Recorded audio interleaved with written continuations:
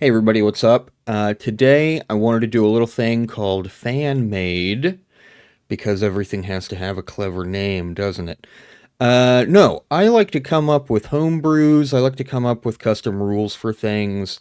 Um, when I'm in role-playing groups, I almost always wind up being the DM. I'm one of those kinds of people.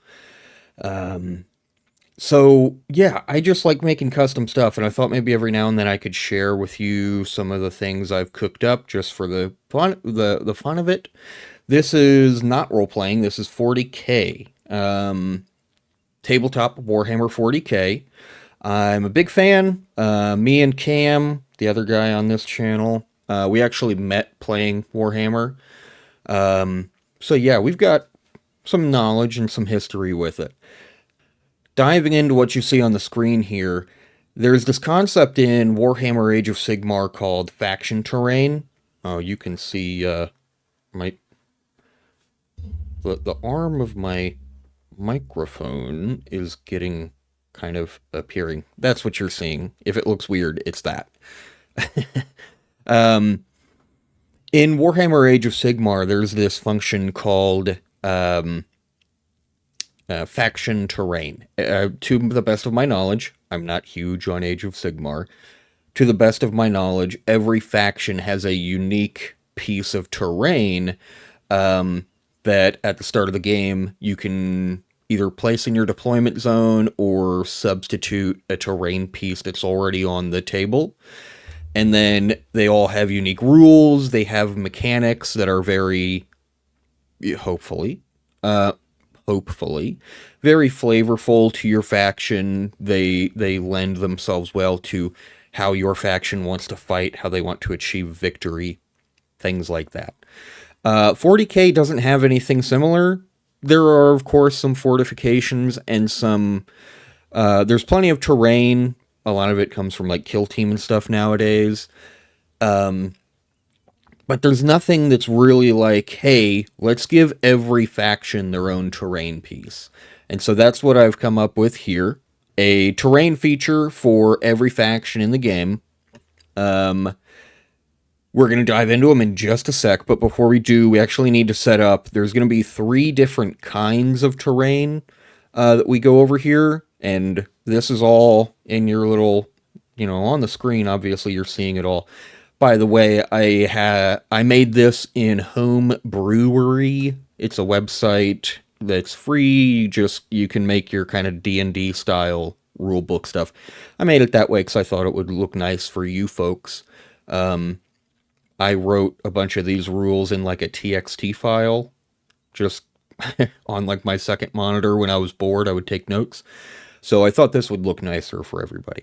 Anyway, and by the way, I'll put links in the description to not only this document, but also just the website in general. You can check it out if this is not something you've heard of before. So the 3 different types. The first is walls.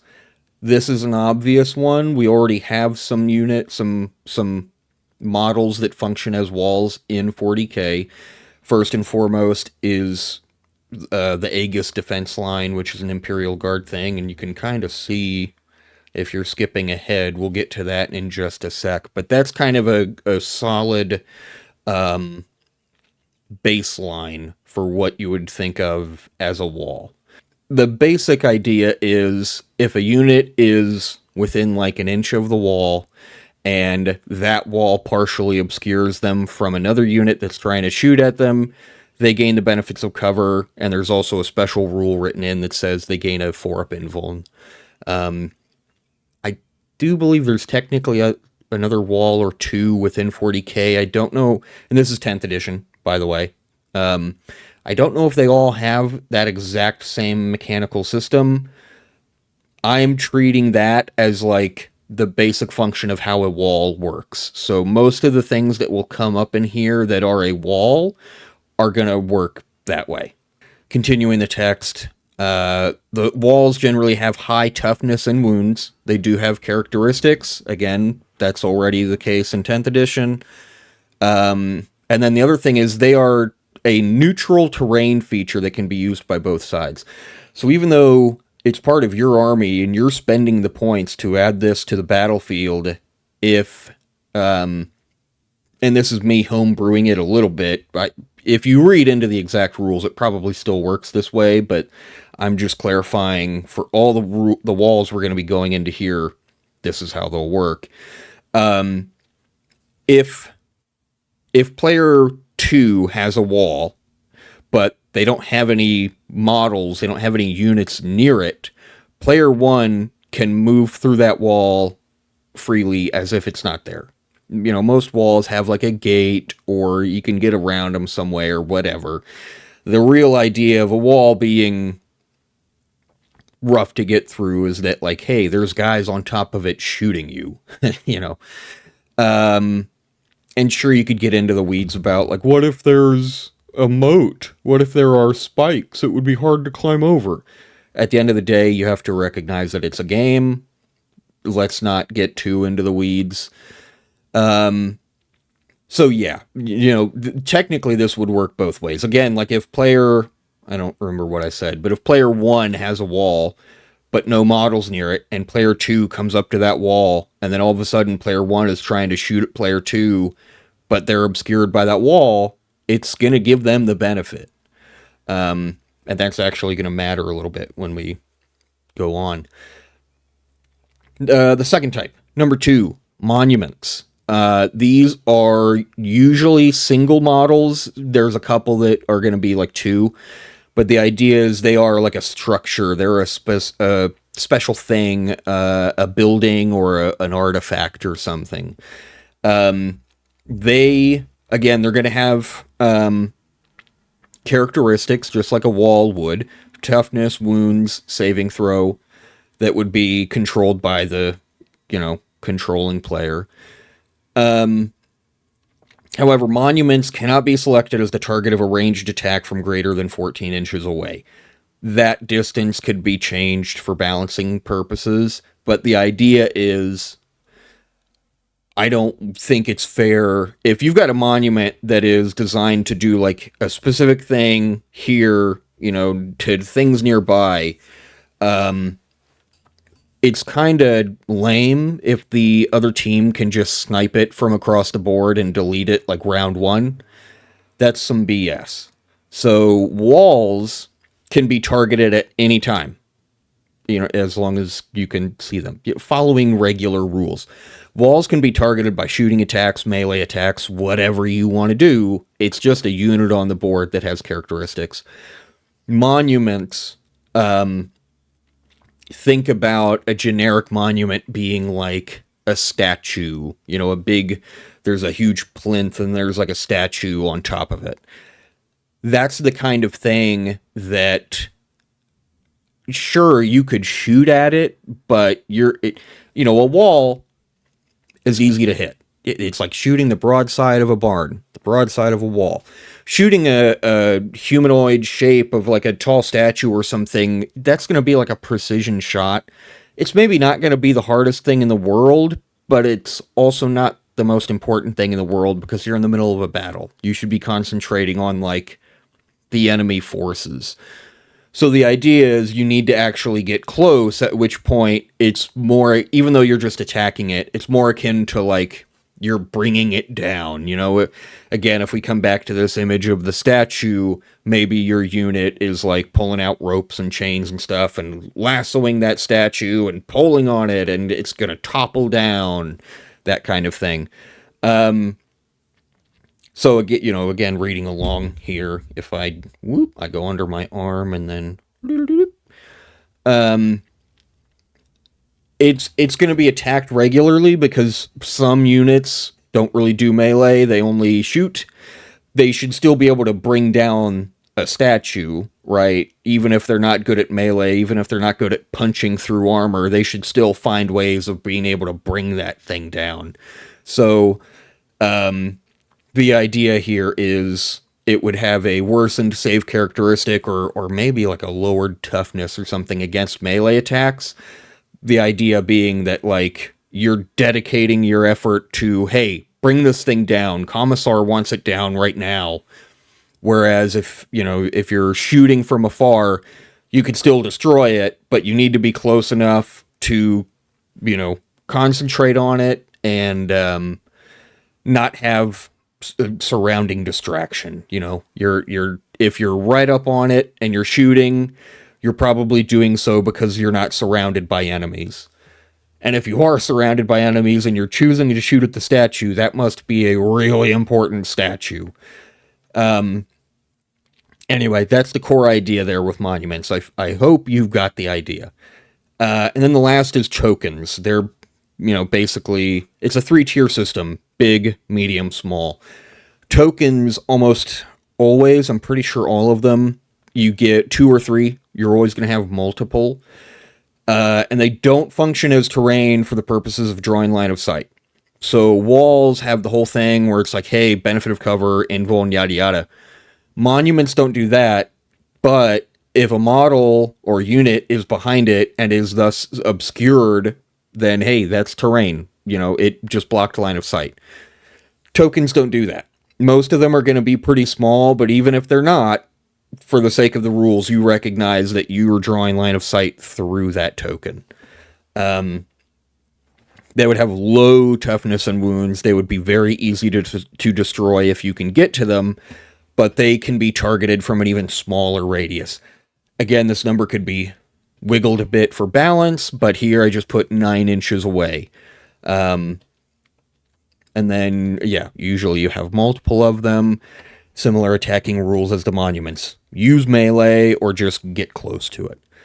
And then one last thing I just want to clarify before diving into the actual faction-by-faction rules. These are not meant to be super balanced. These are not meant to be like tournament-level play, like fine-tuned. Some of them are going to be really powerful and people are going to say like, oh man, no way. And some of these are maybe going to suck and people will be like, oh, I hate that. Hopefully not, but my idea here was not to make something uber balanced or simple. I wanted to make things that were very flavorful and very interesting and that really play into the fantasy of your faction. You want to do the things that your faction does. If you're Tyranids, you want to feel like you're part of the swarm that's growing and taking over. So that's like, for me, through the creation process, that's the first draft. That's the first job, is make something interesting. That also means it's just going to be harder to balance them. And also, these would have a point cost when added to an army. So you could also balance, to a certain degree, the actual point cost of each individual thing. Maybe some of these are not going to win you a game, but they'd be cheap and you can kind of toss them in. Maybe some of them would be really powerful, but you got to pay in order to have it. Anyway, I hope that's enough of that. You've gotten the gist. You've gotten the general idea. Let's just have fun. That's the idea here. We're just thinking about this for fun. If you've got ideas for how these could be made better, or an alternate option, an alternate faction terrain option, let me hear it. I'd love to see some more. Okay, so starting off, we've got Imperial Guard. This one's actually kind of a cheat. I'm being a little lazy here, because I'm not actually changing anything. I'm just keeping it as the Aegis defense line, which they already have. The purpose of the wall is to just keep things alive. That's it. That being said, one of the changes I would make here, and this is going to apply to everything that you're about to see, unless there's a specific note otherwise. This in current rules, it can only be placed in your deployment zone, which means it can generally only be used to protect artillery.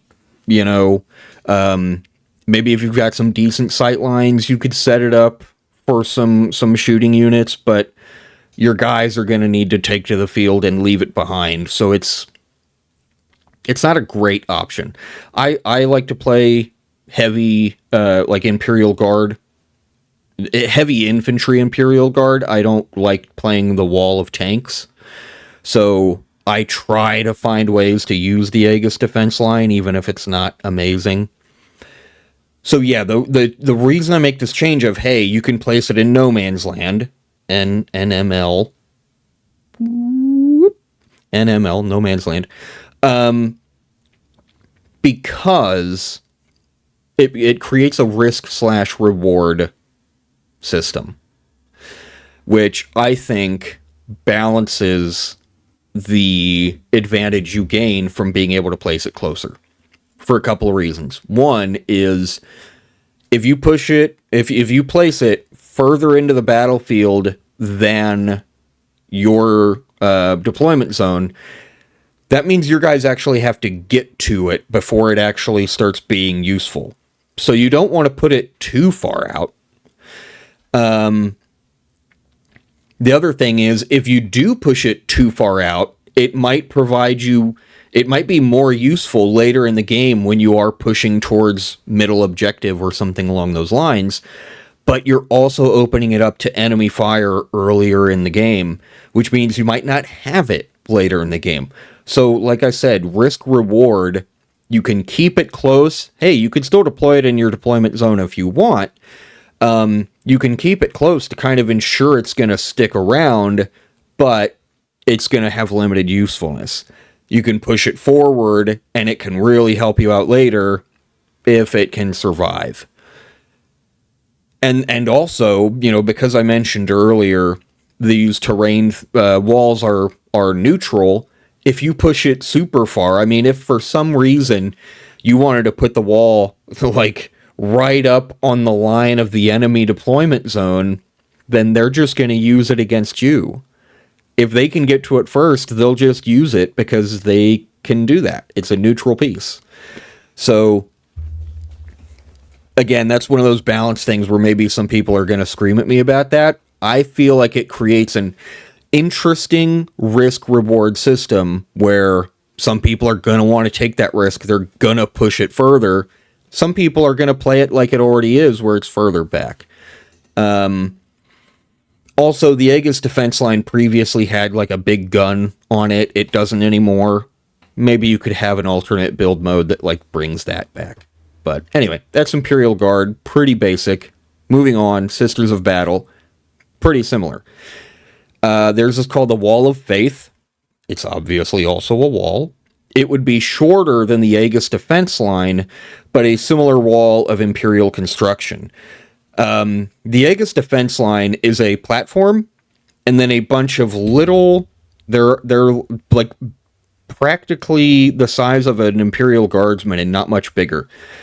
They're these little kind of panels, and you can just arrange, like, I don't know, 6 of them in a row to make a line. You could, like, most models could probably see over them. That's why you have to have the rule of, as long as you're partially obscured by it, you gain the benefit of cover. You can't say, like, oh, if it actually obscures you, because it's not going to obscure anything other than, like, a Ripper swarm. The Wall of Faith, though, would be different. It's going to be much shorter so that it's not providing this benefit to, like, all of your guys.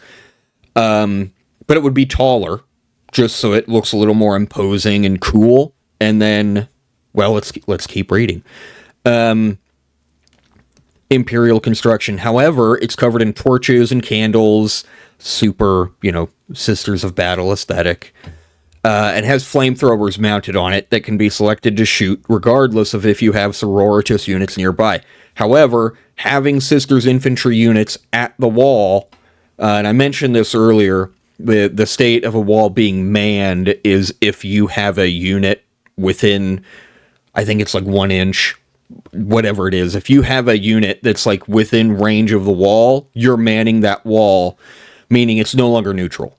If nobody's near it, it's neutral. As soon as you're near it, it's effectively controlled by you. So when the Sisters are manning the wall, it gains an additional benefit. For example, it could be something like +1 to ballistic skill for the wall attacks. Or, if I said it was flamers, it wouldn't be ballistic skill. But, again, we're playing fast and loose. Maybe it's meltas. Maybe it's heavy bolters. You know, who knows?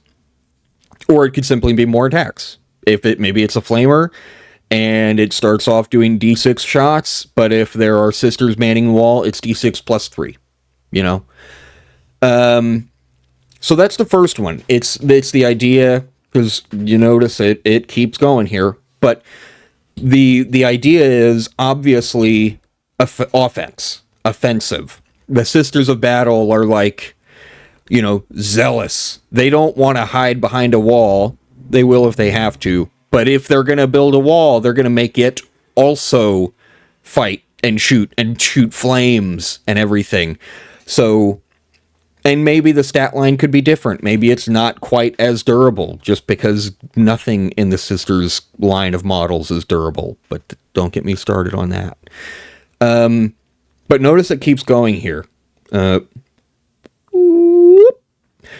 Or, and you could do this as like a war gear option on the data sheet, and then the kit that you buy would be able to be built, you know, one of two ways. You would swap out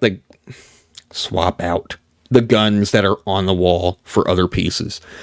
The second option, the wall would be covered in Vox speakers that broadcast the Sisters' sermons and hymns across the battlefield.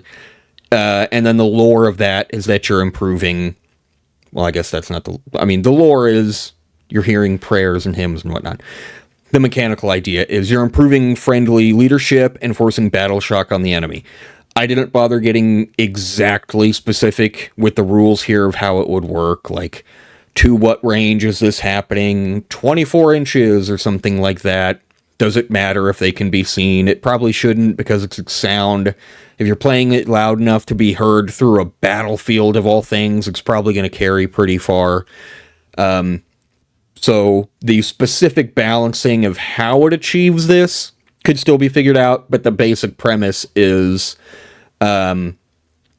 boosting friendly leadership, because of course, if you're a sister charging into battle and all you can hear is this, you know, song to the Emperor, that's awesome. You know, that fills you with energy and makes you want to crush the heretics. It makes you want to sing along. You know, it makes you less likely to fall back. So it would be boosting their leadership, you know, maybe their OC, and then potentially forcing battle shock on the enemy. I think battle shock is a really weak, lame mechanic, but, you know, that's the best thing that would represent the idea of, like, the psychological warfare.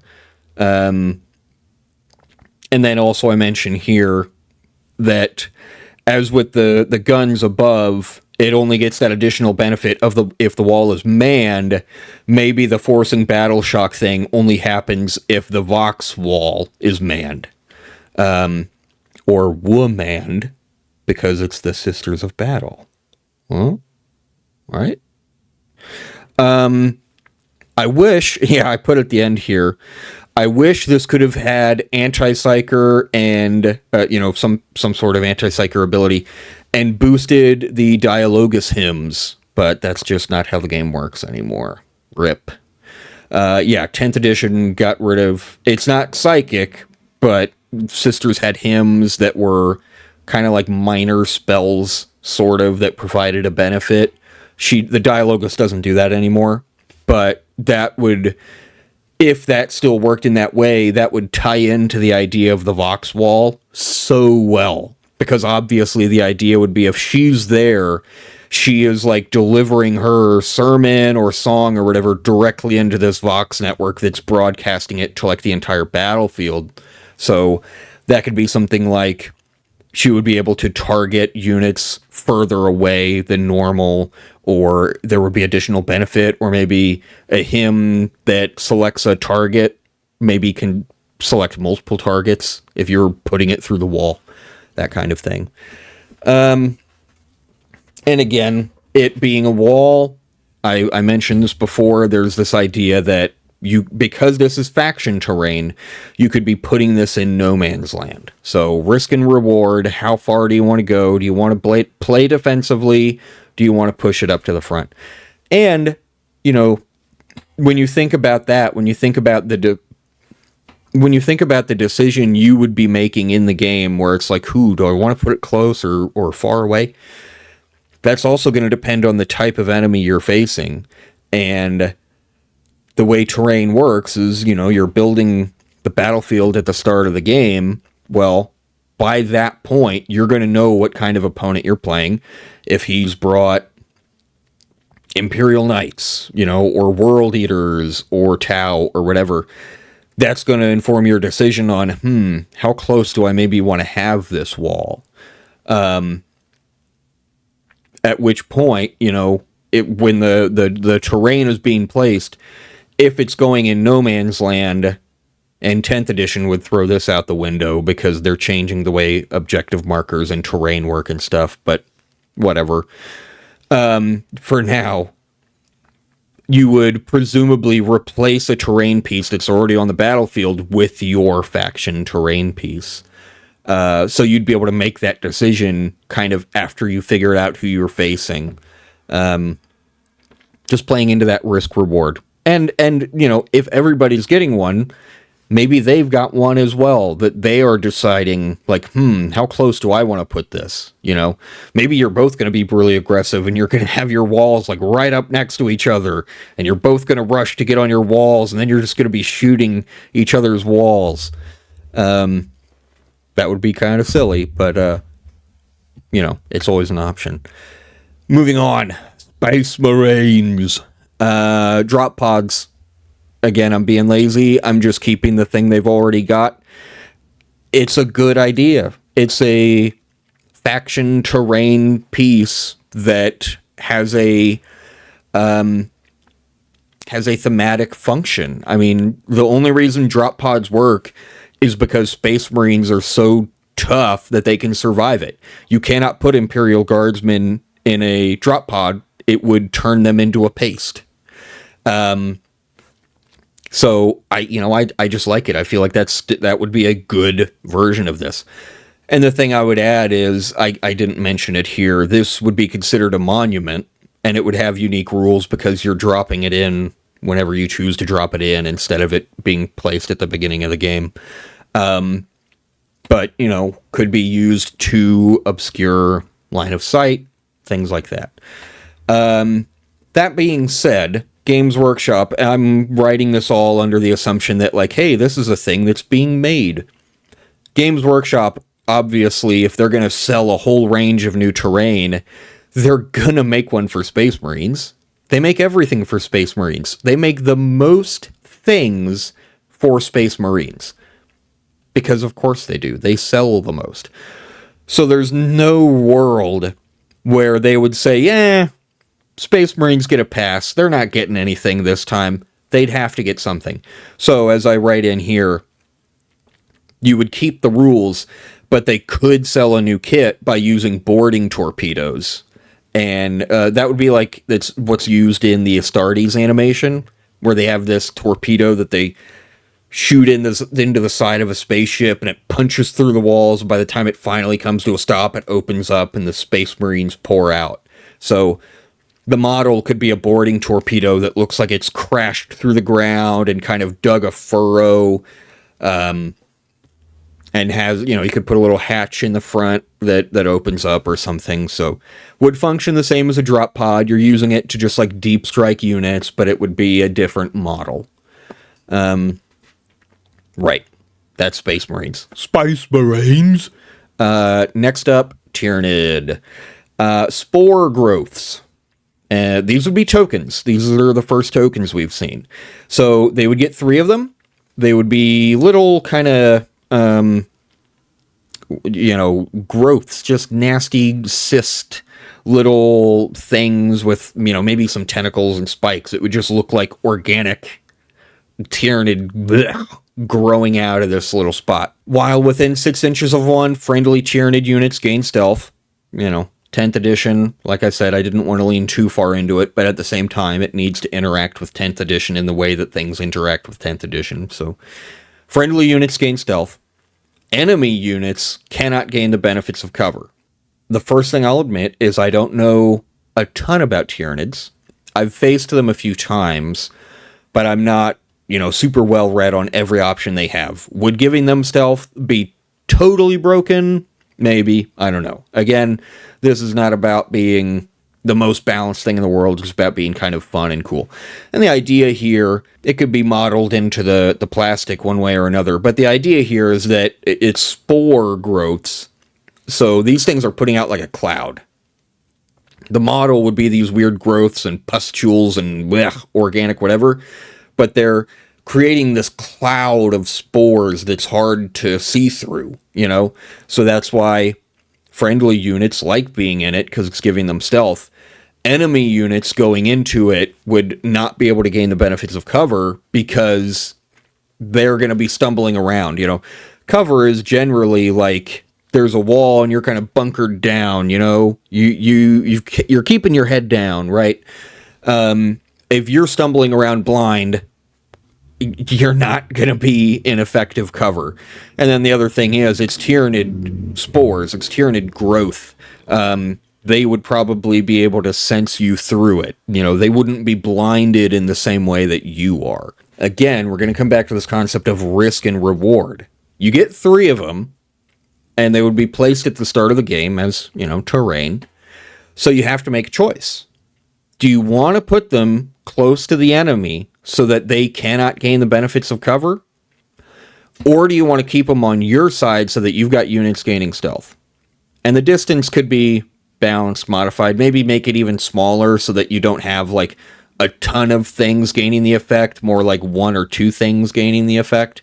You could play it both ways. Stealth might be super useful, but as I mentioned with the walls, you are eventually going to need to move forward, which means you're leaving it behind. So it might give you a benefit early on, but then it's not going to necessarily continue giving a benefit, depending on the opponent you're facing. And then putting it too far to the other side, denying the enemy the ability to gain the benefits of cover, that could be huge, depending on who you're facing. At the same time, by putting them so close, you're giving them quicker access to destroy it. All of these things can be destroyed, and tokens are the easiest to destroy. The only limitation is you have to get close to them in order to do it. So if you're taking the risk of saying, I'm going to put this token way out there, hopefully it'll provide you some benefit, but it's going to get destroyed. Yeah, so that's Tyranids. Moving on. We're going to start with some chaos here. Actually, we're going to do almost all of the chaos here. World Eaters, they've got a monument. It is a skull pile.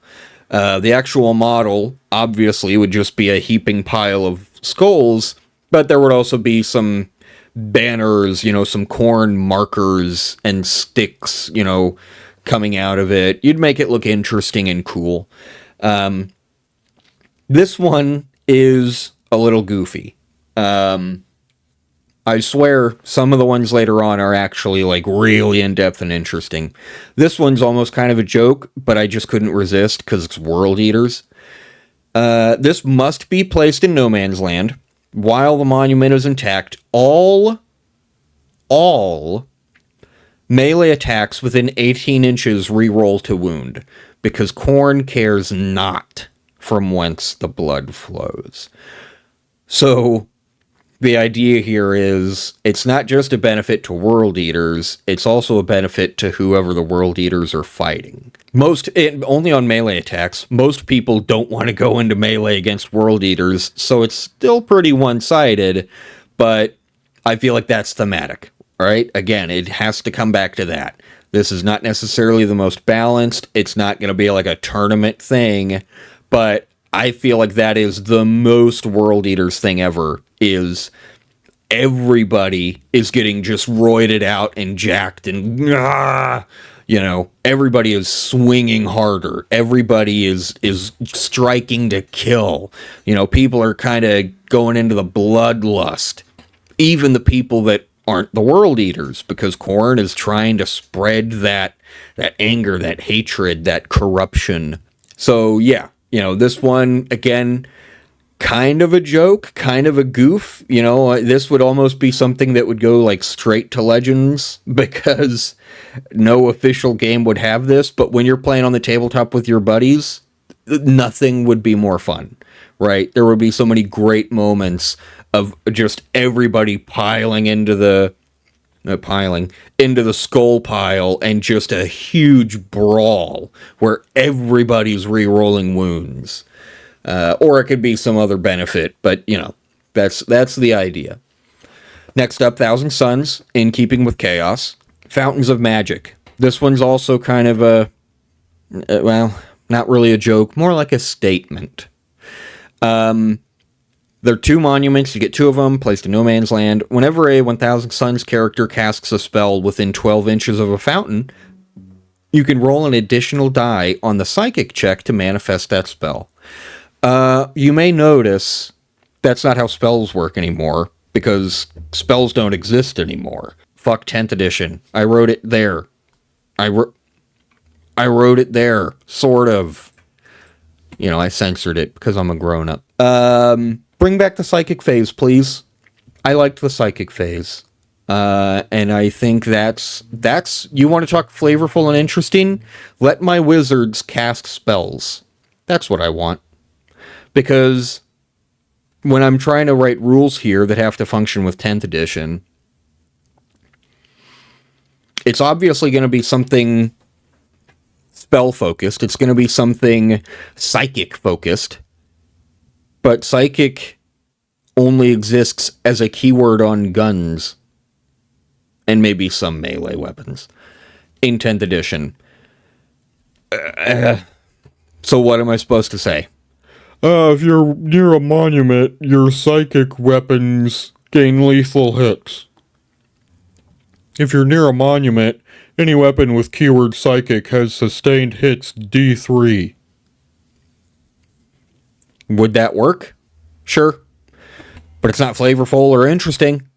So go fuck yourself and give me the psychic face back so that spells can be fun and you can make Deny the Witch tests and stuff.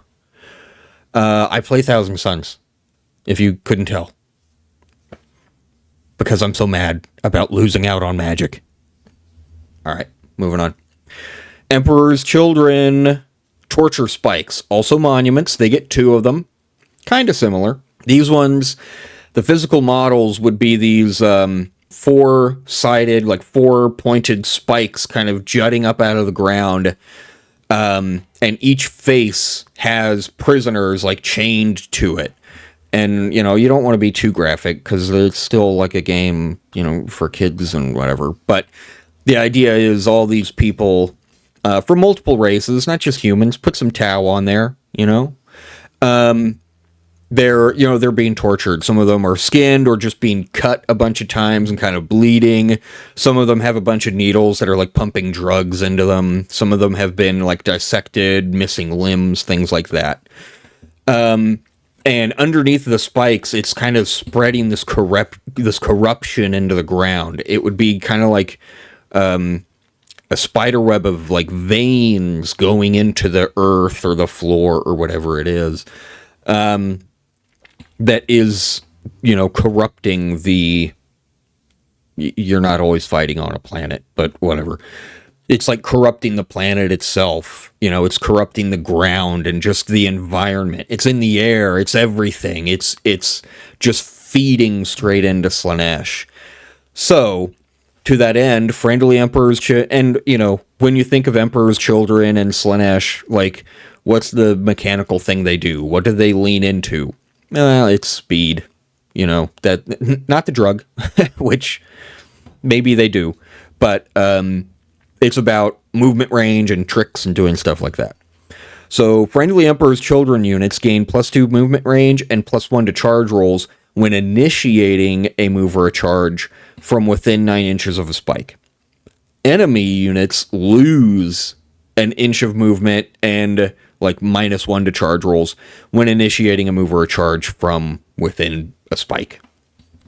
The idea being that this is a source of new corruption. You're not fighting on a Slaanesh planet. You're fighting on a normal planet that Slaanesh forces are invading, and so they're beginning this process of corruption. So you can kind of, you could get away from it. You don't have to be near it, but when you're near it, it's messing with you in that way. People that are into Slaanesh are going to be empowered by it. It's going to make you want to, move faster. Your eyes are going to glaze over because, oh, it's so awesome. If you're normal, it's going to make you feel sluggish and gross and like, can we get away from here? Like, that's awful. Or you could just destroy it. So, moving on. That's Emperor's Children. Torture Spikes. Death Guard. Plagued Civilians. Now, this one, it would have to be a pretty creative actual model. The idea is, and again, there'd be two of them. The idea is it would be these, like, gas clouds. It would be like a miasma of, like, disease and bugs and classic Nurgle stuff. But also, there would be people, like, caught in the cloud. There would be, Imperial citizens or whatever, caught in this cloud, and maybe they're, like, coughing and trying to run out of it. Maybe one of them is like, his face is melting off or something, like, being caught in a cloud of Nurgle sweat would be really awful. This one's a little crazy, a little bit interesting and weird. Maybe not even that useful, but it seemed fun. At the end of your movement phase, select one of your 2 tokens, then select one of the following effects for that token. Either create a unit of 3 Poxwalkers within 6 inches of that selected token, or create a unit of 1 Pox Burster within 3 inches of that token, or you can reanimate a friendly Death Guard unit that's within 6 inches for D3 plus 1 wounds. Numbers can be balanced, but and the reanimate is just like pretend that's a keyword for healing. It's the basic premise of if a model has suffered wounds, the healing applies to restore those wounds. If you still have healing or reanimation to apply, but all models are at maximum wounds, then you bring back, but it's below its starting strength, you bring back a model and then start healing its wounds. Reanimate, If you know anything about Necrons, you know how it works. I feel like that should be just a catch-all keyword, because there's other factions that do similar under certain circumstances. So the idea here is it's Darktide. I'm not even going to pretend. It's just Darktide, the video game. You're making zombies. You're just an endless horde, an endless stream of just things to have to deal with. Poxwalkers, not super effective, not super powerful or useful, and getting only 3 of them is, that's not much. If anything, that number might need to be increased to make it a little more useful. But you run into the problem of you don't want to give a player too many free points. I like the idea of like, hey, create a model or, create a unit. Because not many things, not really anything officially does that, but that's fun and that's cool. But you can't allow that to break the game. So, and I don't know the points here, but let's say a unit of 5 Poxwalkers is 25 points. Over the course of, this is going to happen once per round because it's at the end of each of your movement phases. So this is going to happen 5 times. You're getting 3 times 5, that's 15. If that would be 75 points, going by the numbers I said earlier. Is it fair that you're just giving them 75 free, like, additional points to their army? That might be a little busted. That might be a little unfair. But there's limitations in how they can be used, and you're not getting them all at once, and you're not getting them as one huge unit. Each time it's creating an individual unit of 3. Poxwalkers can't even make a saving throw. They save on 7-up. I don't think they have an invuln or anything like that. They just die immediately if you attack them, basically. So, would getting 3 Poxwalkers do anything? Maybe not. So, it could be balanced, but I think it's flavorful. I feel like it's Darktide. Make more zombies. They just keep coming. The second one here is the Poxburster. I'm aware that the Poxburster doesn't exist in Tabletop 40k. There's no rules for it. So, in this fantasy world where all of my ideas are getting made into actual models, they would have to also create rules for the Poxburster and add that into the game.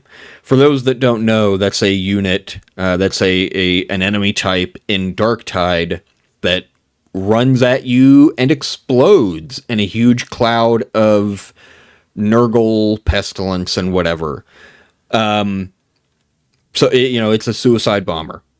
So you could create 3 Poxwalkers, which don't do much more than like shamble around and, do some melee strikes. Or you could do one guy that he's probably going to die, he's probably going to be useless, but under the right circumstances, if you are able to get him in on the enemy, he can explode and maybe do some mortals or something like that. And he also, because he would be more powerful than Poxwalkers, he doesn't get to start as far from the token when he's spawned. And then the last option is, hey, maybe you don't care about getting more zombies, maybe you don't need additional stuff on the board. If a friendly Death Guard unit stands near this thing or ends their movement phase next to it, it can get a bit of healing. Just kind of a top up. So yeah, that's Death Guard. Moving steadily forward. Chaos Spice Marines. Generic CSM. They would have a corpse pile. Again, tokens. Again, 2 of them. And again, I didn't get super specific here with like the ranges and the exact balancing. This is more of just the concept of what it does. Nearby friendly units gain +1 to leadership. Nearby enemy units have to take a battle shock test. Maybe that happens, if they end a move near it, or maybe in your command, in the CSM player's command phase, he can like trigger it to happen so that any enemy near a corpse pile has to do a battle shock test. Then there's the additional part here at the end. If an enemy unit has been destroyed within this range of a corpse pile, then whenever it triggers battle shocks on enemy units, they're at -1. The idea here is being that generic CSM are just causing chaos. Like lowercase c, they're just spreading chaos. They're just stacking up the bodies and killing everybody. They are the terrorizers, of the chaos, like deity factions. Generic CSM, without getting into the Night Lords, because they don't have rules. Generic CSM are the ones that are like messing with you, and like relying on the fact that we're scaring you, kind of thing. So the corpse pile, and intimidation, a better way of putting it, intimidation. The corpse pile gives friendly units +1 to leadership because it's like reaffirming their belief. Like, hey, we're winning. We're succeeding the fight. We are killing them. We are serving chaos. It's verifying their belief. But nearby enemy units have to take battle shock because it's stressful. Because, like, hey, we're losing the fight. They've made these corpse piles to send the message of, like, hey, these were your buddies. These were your comrades. We're stacking them up. And then that final rule, the idea is if you're able to destroy an enemy near a corpse pile, it buffs that effect because you're stacking more bodies on the corpse piles. Again, if Night Lords had their own rules, maybe this would be a good thing specifically for them, but they don't. So I feel like this is generic CSM to a T. So we're going to keep going. Eldar. This is another one I'm not really changing. They already have the Webway Gate. This one, I would classify it as a monument. For those that don't know, the Webway Gate is a fortification you can place that basically means you could do a free deep strike for any units in reserves. The only limit is when they arrive, they have to arrive within like 6 inches or something of the Webway Gate. As it stands now, the Webway Gate has to be placed in your deployment zone. So let me get this straight. I could spend like 200 points or whatever the ridiculous cost is to include a webway gate in my army, which will allow me to deep strike into my own deployment zone? What? Oh man, it's almost like the standard rules for arriving from reserves already let me do that. Technically, if you put it at like the very edge of your deployment zone, you can like deep strike arrive a few inches out of your deployment zone, but you can't do it until round 2. So you could have just been in your deployment zone and made a move. I guess the idea is that it prevents them from being shot at, but like, is it worth the points? No. The webway gate is an awesome idea, and I love it, and it's also a cool model that I've wanted to have for a while, because I also collect Eldar. But its rules just suck, because it's limited by that. I would say, as I mentioned before with the other things, make the one change of allowing players to put it into no man's land. That's not overpowered because it creates a risk versus reward scenario. It can be attacked. It can be destroyed. So if you put it too far forward, like, hey, I want to have free deep strikes, like right in front of the enemy deployment zone. 1, that's not starting until round 2. So 2, point number 1, you have to wait. Point number 2 is, if it's close to the enemy, they're going to destroy it. Like, round 1, there aren't a whole lot of... It depends on the faction. But round 1, there's not a whole lot of units that are going to be firing on the enemy position, especially if you go first. Most of your things are going to be moving, or, maybe you have some artillery and stuff that can manage that, but a lot of your stuff is just kind of going to be moving. So if you've got a webway gate and you put it way too far forward, that's stupid, because you've literally given your opponent something to shoot at when they previously had nothing to shoot at. So, risk and reward. It's not stupid to put it out there, it's just stupid to put it too far out there, which begs the question, how far is too far?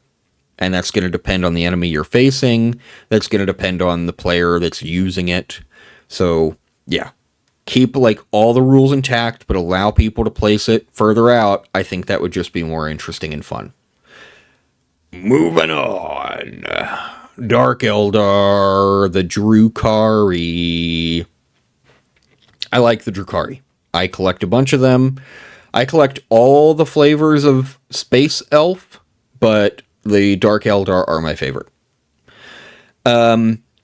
Theirs is a darkness generator, which is something that exists within the canon, because they have access to all sorts of crazy technology.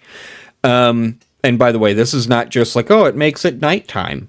No, this is advanced darkness. Like, a light source no longer works in the darkness that they can create, because in real life, darkness is just an absence of light. They are able to actually create substantial darkness that is in and of itself its own thing. So, yeah, Dark Eldar have some stuff. Anyway, the idea is, it's a monument, it's this machine, and it would maybe even be crewed by like a couple of little Drukhari or like a homunculi or something that are just like, tapping on buttons, making it work. Okay, so the idea here is, at the start of battle, they're again, put it in no man's land, like put it wherever.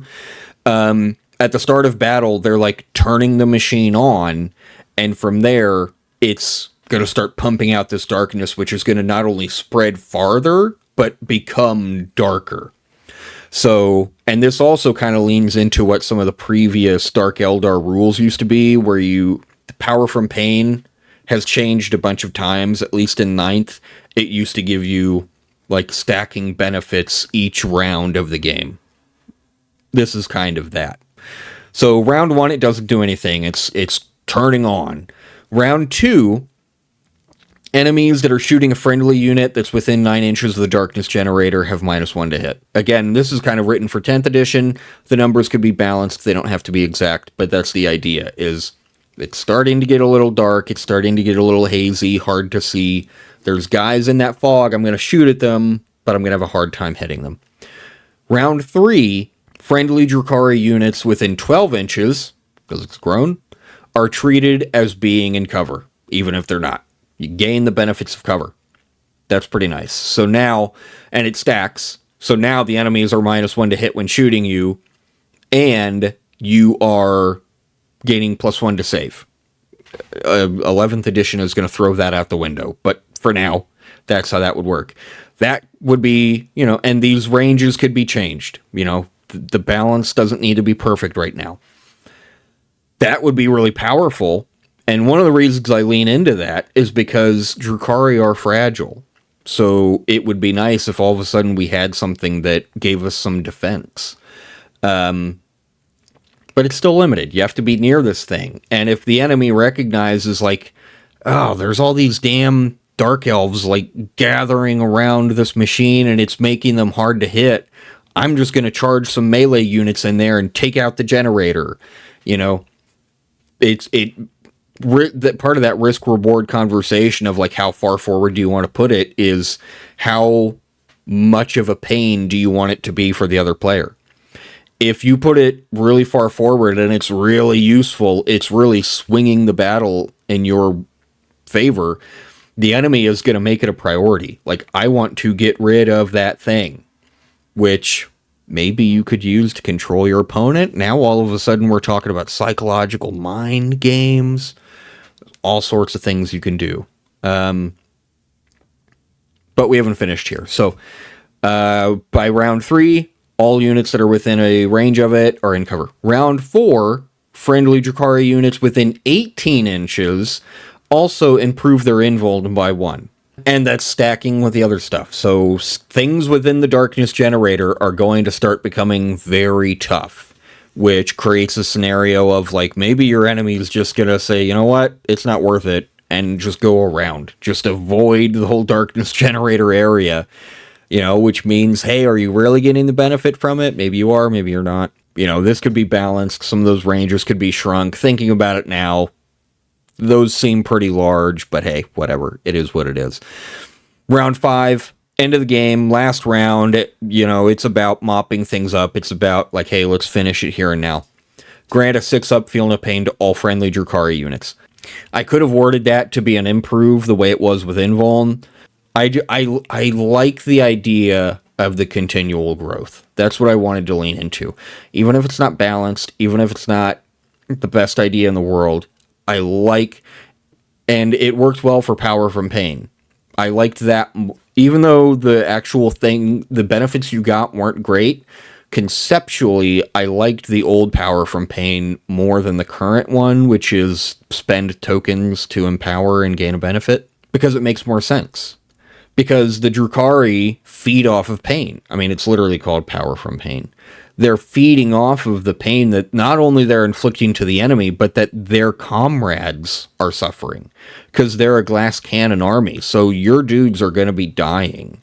So, if you've got 30 Kabalite warriors out there, and by round 5, 20 of them have died, those last 10 are in a euphoric state because they're just surrounded by death and suffering and misery. And oh, how wonderful it would be if a bunch of these casualties were not actually dead, but were just so mortally wounded that they're lying in the mud and just, in pain. That fuels these guys. That makes them faster, stronger, better. It makes them heal. Being exposed to pain literally makes them better. And over the course of a battlefield, you're suffusing the entire area with pain. So Power from Pain should be a thing that grows and continually gets better and affects everybody. That was a fun little diversion. The reason I bring that up is because this is kind of in reference to that. This is that idea of continual growth, of building to a climax, of making it better and better. balance could be all over the place, but I like the idea. Tau, the shooty fish communists. They also gain a wall. And I believe they have a model that technically already does this. Or at least a hover wall. I think they have a model that does that, like, in lore, but I don't know that it actually moves as a rule. Maybe it does, and what I've written here is pointless. I'm not super familiar with Tau, like, mechanics in the game.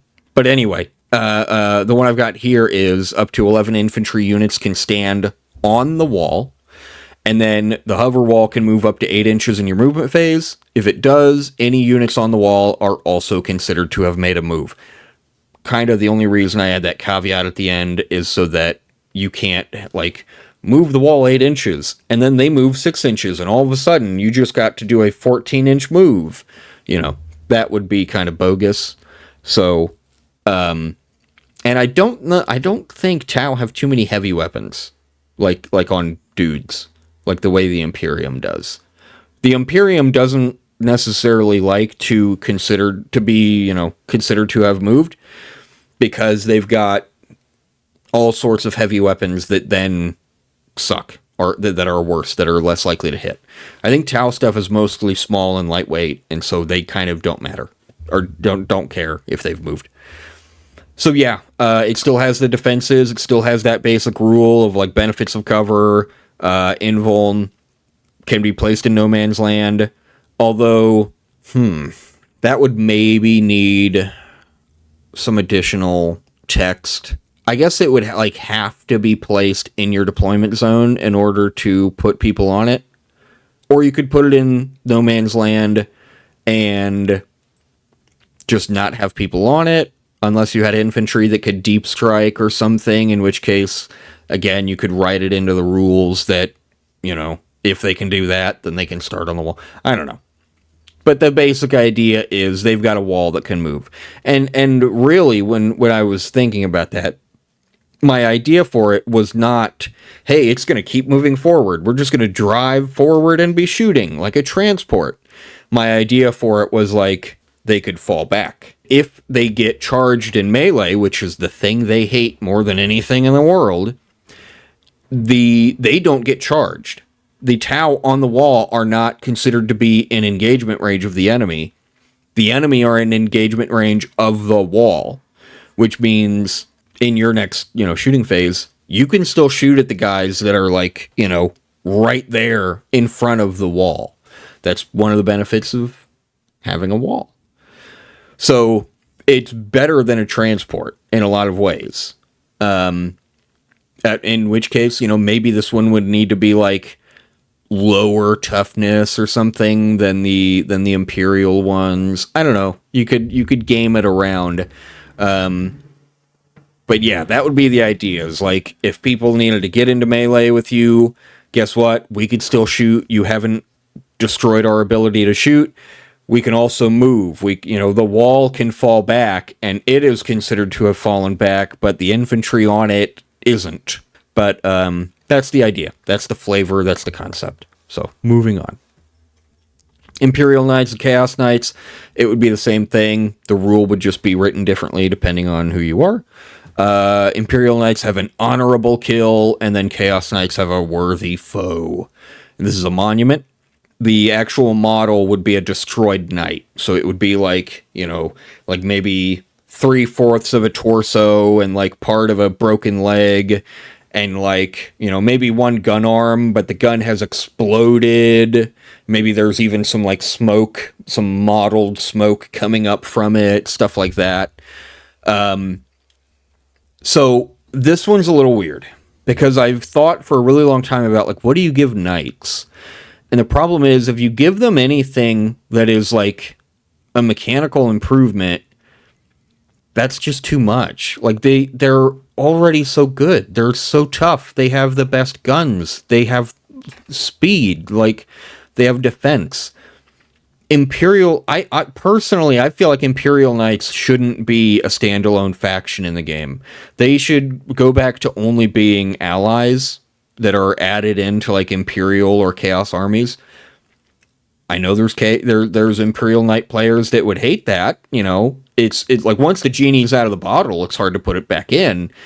I personally feel like the genie shouldn't have been let out of the bottle because Imperial Knights are so... 40k is an asymmetrical game, but Imperial Knights are so different from everything else that it's like they're playing a different game.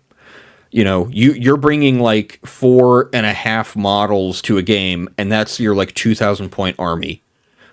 Meanwhile, you're going up against like 250 Imperial Guardsmen, right? Like, you are not playing the same game.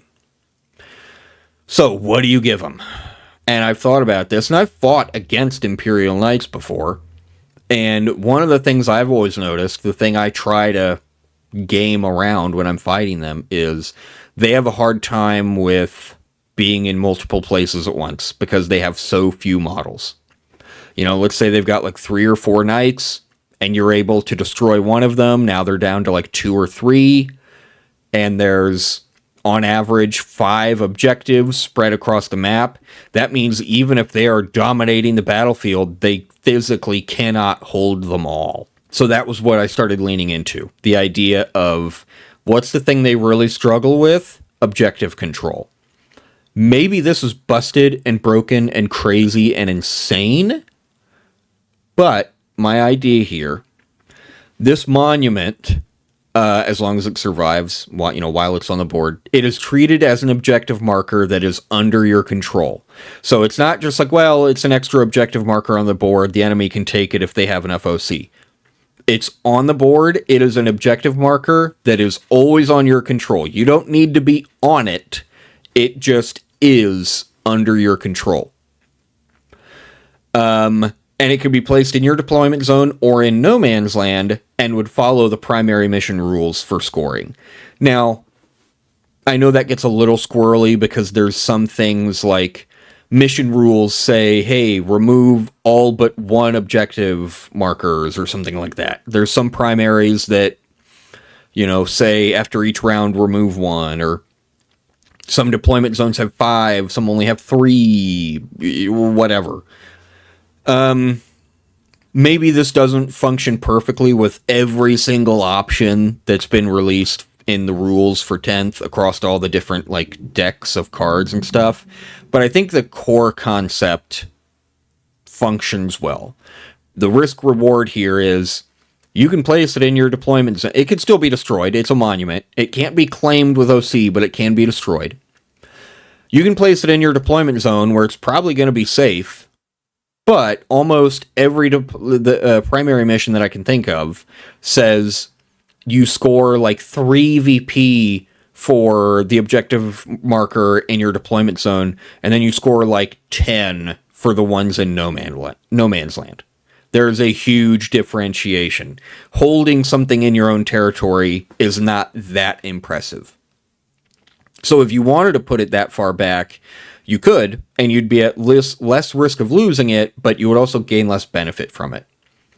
If you put it in no man's land, and maybe you could write some additional rules here to say, like, if you put it in no man's land, it must be, no closer than 12 inches to your deployment zone or something. Just so you're not trying to get the best of both worlds by putting it in, like, the far back corner or something. You'd have to write some rules to prevent people from abusing the rules and being jerks, but the core concept is you put it somewhere on the battlefield, it could be destroyed, but it will score as if it is a third, like a tertiary objective marker in no man's land. So, is that busted? Is that broken? Is that not fair? I don't know. I would have to play with it and think about it. I genuinely am not sure, because as I'm trying to game it out in my head, how would a game look if you had this happening?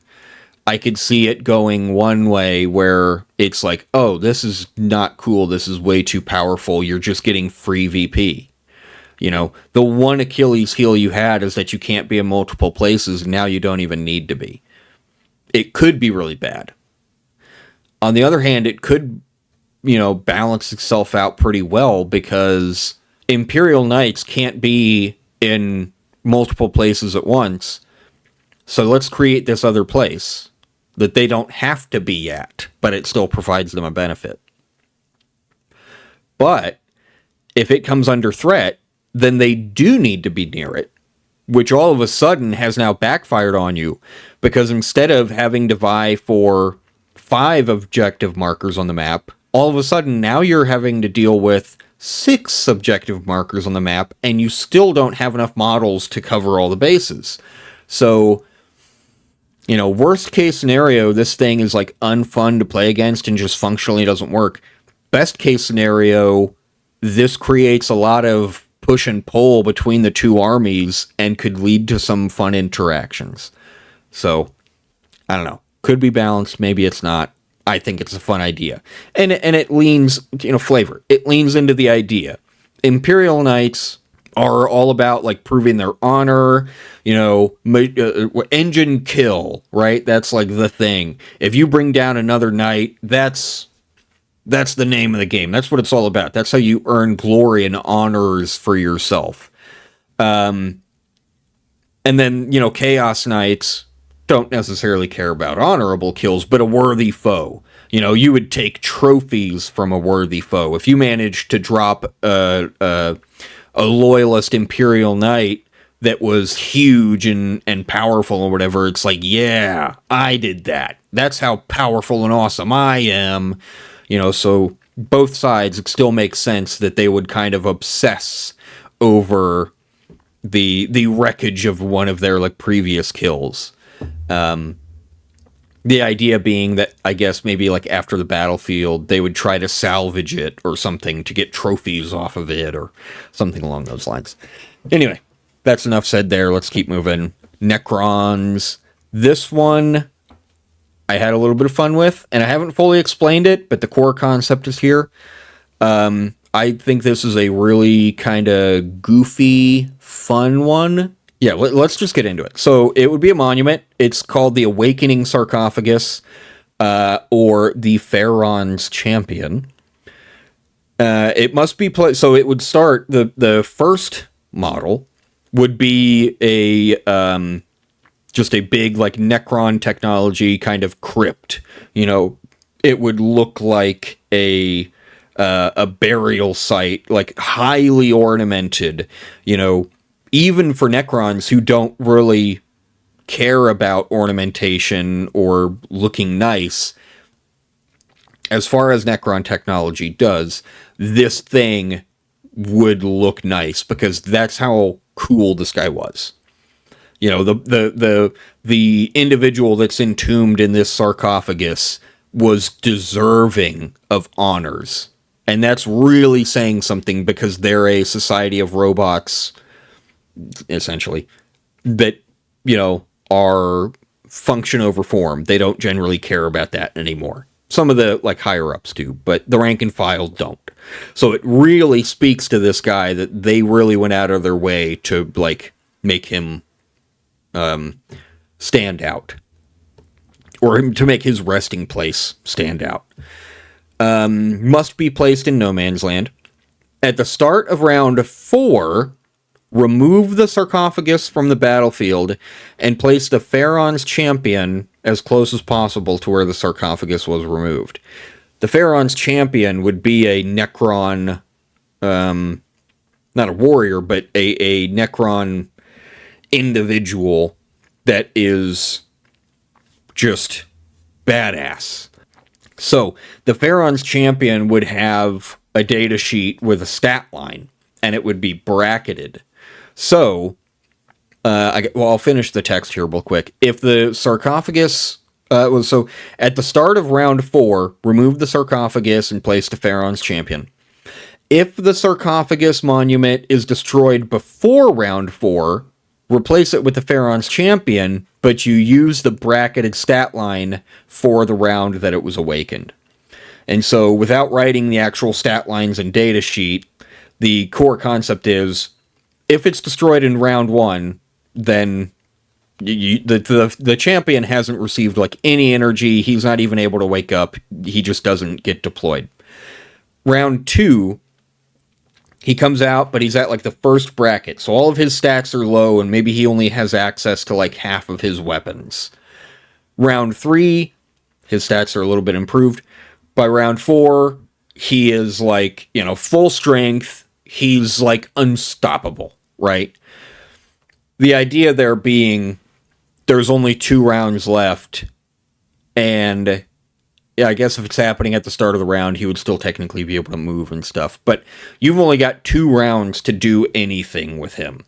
And he's powerful and can do a lot, but he's not going to single-handedly win you the battle in 2 rounds. So it becomes that risk-reward thing of like, if you want to push the sarcophagus far out into no man's land, then once he is deployed, he's only got 2 rounds to act. He's a Necron. He'd probably be relatively slow.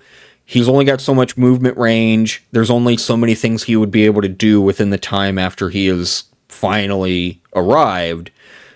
If you push him really far out there, he'll be near the enemies and be able to immediately jump into action and do something. But the further out it is, the sooner it might get destroyed, meaning when he does come out, he might be weakened. So you can play it closer to home, at which point he'll be more likely to survive until later, but then when he does, he might not have enough time to do anything useful. So that risk and reward, give and take, blocking out the lights, just acting weird, I don't know. I talk with my hands, if you haven't noticed so far. So anyway, I think that would be cool. I think that would be flavorful. Again, plays into the idea of the Necron, the Necrons awakening from their tombs. That's literally what's happening here. He is like the ultimate bad guy. He's like Doom guy. This is like the beginning of the Doom.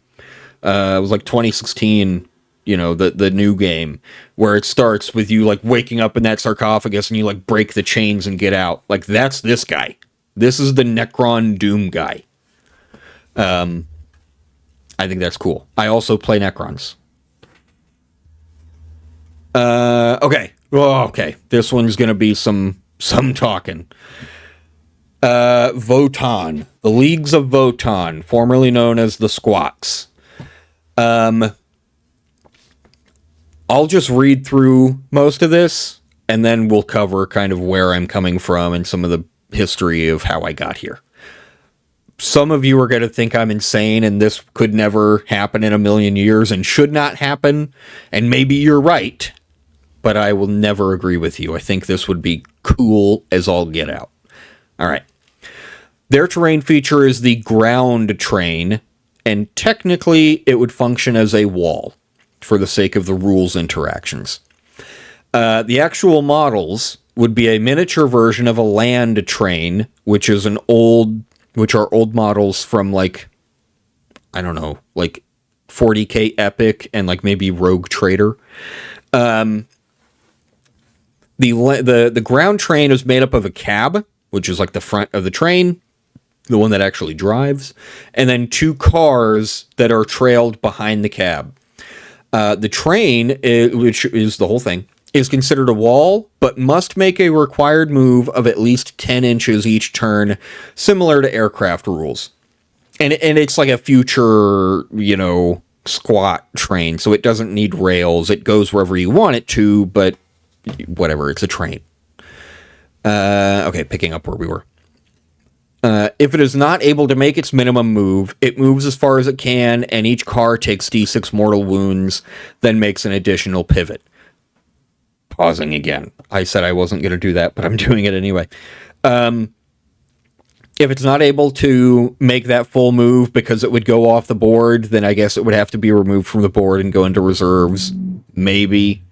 When I wrote this, I was imagining like there's a piece of terrain or an enemy model or something in the way, which would also need rules for what happens when that happens. But the basic idea is if there's a ruins in front of you and you're not able to make your full move because you would collide with it, you move all the way up to be in front of it, and then you take mortals because, hey, you just hit a stationary object. The exact rules on the movement there could be configured a little bit more, but you get the basic idea. Then makes an additional pivot just so that the next time it would move, it would actually be able to. It's not going to just stay facing this wall. The cars follow behind the cab. So each time in your movement phase, when you move something, you're just moving the cab, and then the other cars just follow the same path that it did. They just go where it does. It's like having a unit of 3 models, but they must stay in a line. Each car has its own wound totals, and if one is destroyed, any surviving cars behind it remain stationary where they are. The cab has the highest toughness and wounds, the first car has less, and the second car has less than that. Now here's the even crazier part. You must include the cab, but then you get to choose which 2 cars you want, and then maybe the different cars could have different point costs because some would be better than others. So your options here, again, the cab you'd have to take. An artillery cannon. So one of the cars would just have like an enormous, cannon that's just like straight up on this thing. Powerful cannon would have like a, with blast and all that, but maybe a low chance to hit, but a ton of attacks. Fusillade, which would be a lot of small arms fire against targets port and starboard of that compartment. So it would be a boxcar that just has gun racks unfolding on both sides. Imagine a boxcar on a train is driving past and the walls just open up and like 100 guns just fold out, and all just start shooting in the same direction. You'd have that going like both ways. The next up is the armory, which allows you to deploy strategic reserves within 6 inches of that compartment, but not within 6 inches of enemy units. So you could put units into strategic reserves and then have them deploy from the train, at some point as it's moving through the battlefield. So instead of having to arrive at a battlefield edge or something, it's kind of like a deep strike. It's like a mix between transport and deep strike. That's a little squirrely. Like, why isn't it just a transport? Because then that makes more rules text and is kind of weird. And also the idea here was, I'll finish the next one. The gunnery hatch serves as a transport for 10 infantry models, it would have to be, with firing deck 10. So those would be guys that are shooting out of it and can jump out. Maybe not even firing deck 10, maybe like firing deck 5 or something. The difference between the armory and the gunnery hatch would be dudes that are in the train along for the ride. They can shoot out, they can jump out if they need to, and do whatever they need to do. The armory would be like your bikes, it doesn't have to be infantry.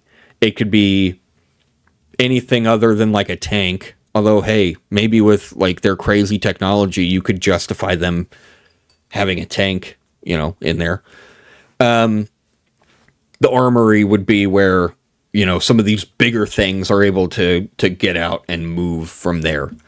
So it's kind of like deep striking, but because the train has the required like minimum movement speed and stuff, it a little bit hinders your freedom on where it can go, because you have to be careful navigating through terrain and stuff. So it's not just like, hey, I want to be here, I want to be able to deep strike here, I'm just going to go straight there. There's too many other considerations you'd have to make. So you're not necessarily going to be able to, strike these guys right where you want it. You're going to have to do it maybe over here instead of there, So that's the idea. You've got this train, you're building it out how you want. If a part of it is destroyed, any parts behind it no longer move, but they still serve their purpose. They could still be used, and they still function as walls. This one would be crazy, there's so many considerations to what this would do to the game. You know, having it functions as a wall, but it can move all over the place. So is it being used as walls by both sides? The minimum moves, you know, the rules I mentioned earlier about like what are you going to do when it crashes into things?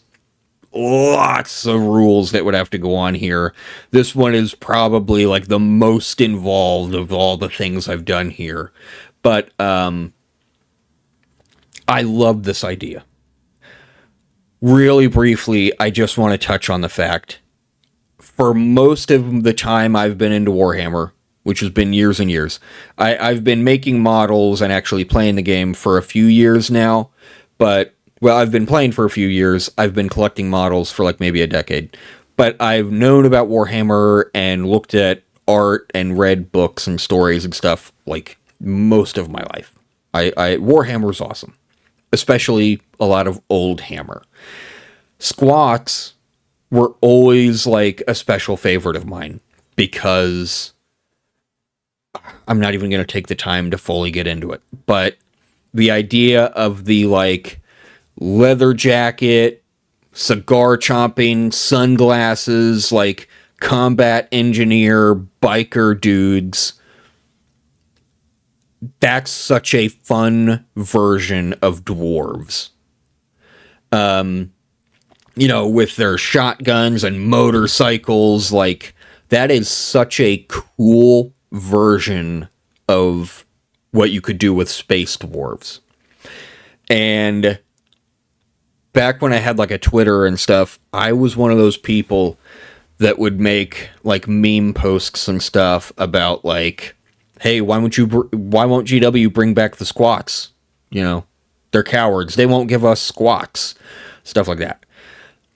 I love the squats. If the squats had come back in the modern game as the way they were before, but just updated, they would probably be my primary army. That's how much I'm into the idea of what squats used to be. And I'm talking largely about the aesthetic here, not necessarily like the specific lore. Unfortunately, we got Leagues of Votann, which are just short Primaris. They're just armored space marines that are short, and then there's the ones that aren't even armored, but for some reason have a more impressive stat line than an actual space marine. Leagues of Votann are just weird and all over the place. GW needed... At this point, when GW makes a new faction, they can only make it as an elite faction. They can't make a new Horde army, because that would require them making too many new, unique, individual units and rules. They want to be able to make like 5 data sheets and call it a faction. Which means everything has to be like cranked up and powerful so that buying 5 data sheets is a sizable portion of an army. That's a shame. Squats should have been closer to Imperial Guard, where it would be like the infantry themselves are weak and cheap and you're taking a lot of them, but also they would have like motorcycles for speed and some tanks for heavy, you know, stuff like that. So, all of that to say, I think squats are super awesome.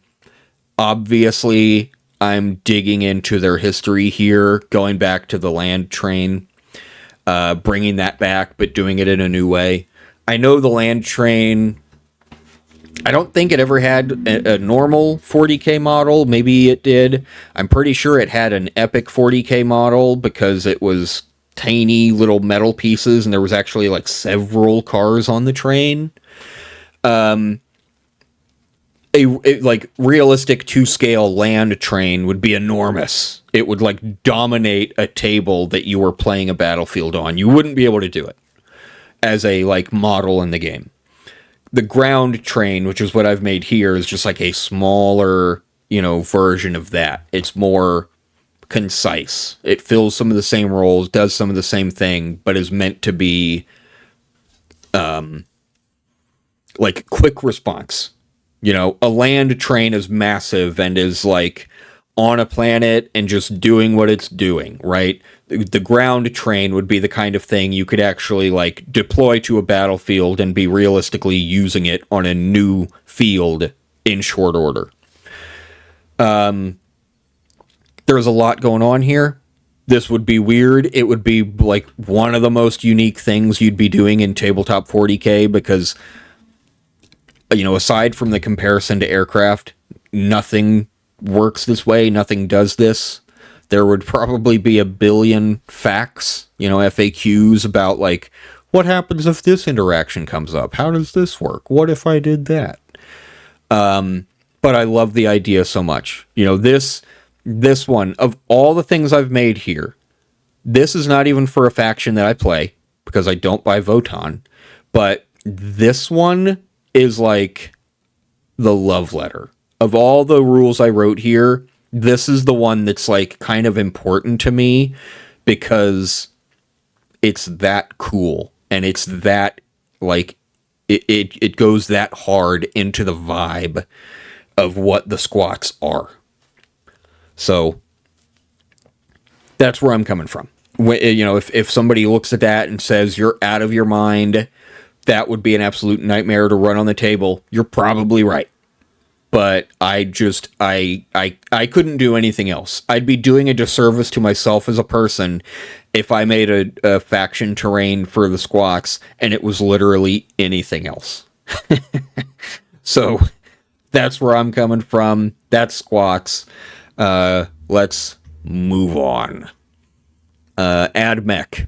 I'm going to try to speed this up a little bit. This is going on long enough. But, hey, it's pretty in-depth. We're going over the rules and some of the backstory and stuff anyway. Add mech. The Adeptus Mechanicus. They get a self-fabricating tower that is both a token, or not both, but it would be a token and it becomes a monument.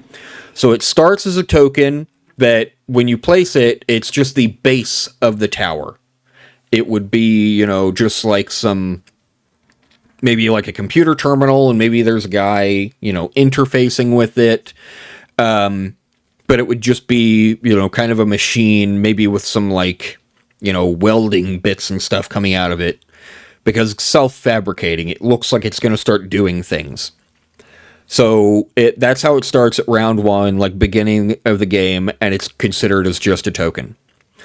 At the start of each round, you attach another section of the tower. So if you had the physical model, like if they made a model kit of it, you would assemble all the pieces and glue them together, but you would have these 4 different segments of the tower that you would not glue to each other, because you would need to be able to build the tower over the course of the battlefield, or over the course of the battle.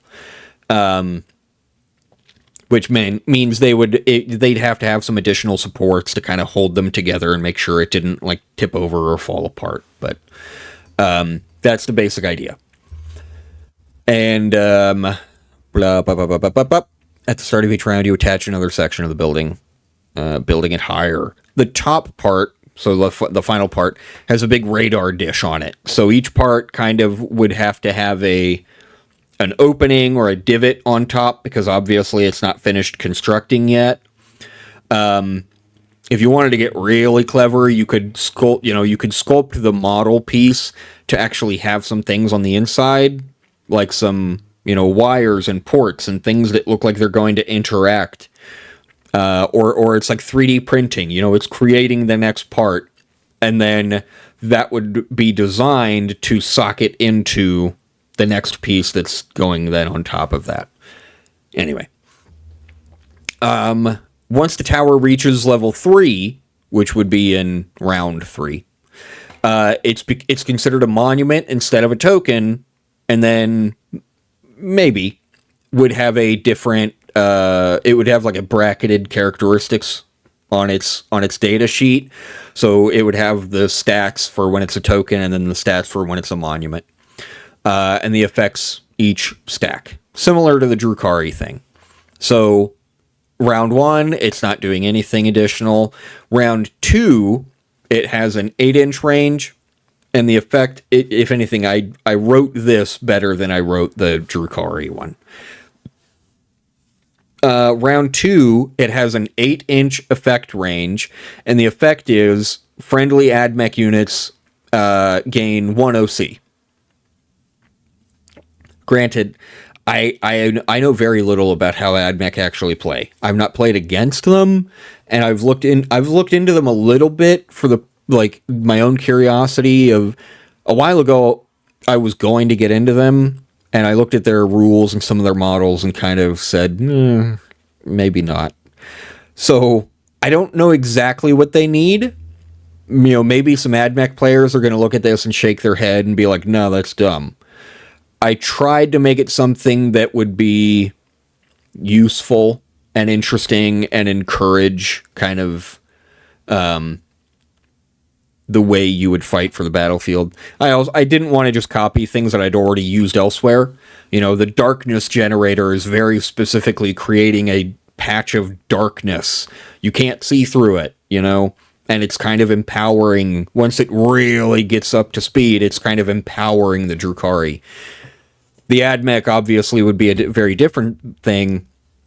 It would be assisting them. It would be, this tower would be like a relay that's using Wi-Fi to connect to all the Skitari and all the robots and stuff that are on the battlefield. So, plus 1 OC. Tower height 3, which is in round 3. The range is then doubled to 16. Friendly AdMech units reanimate D3 wounds.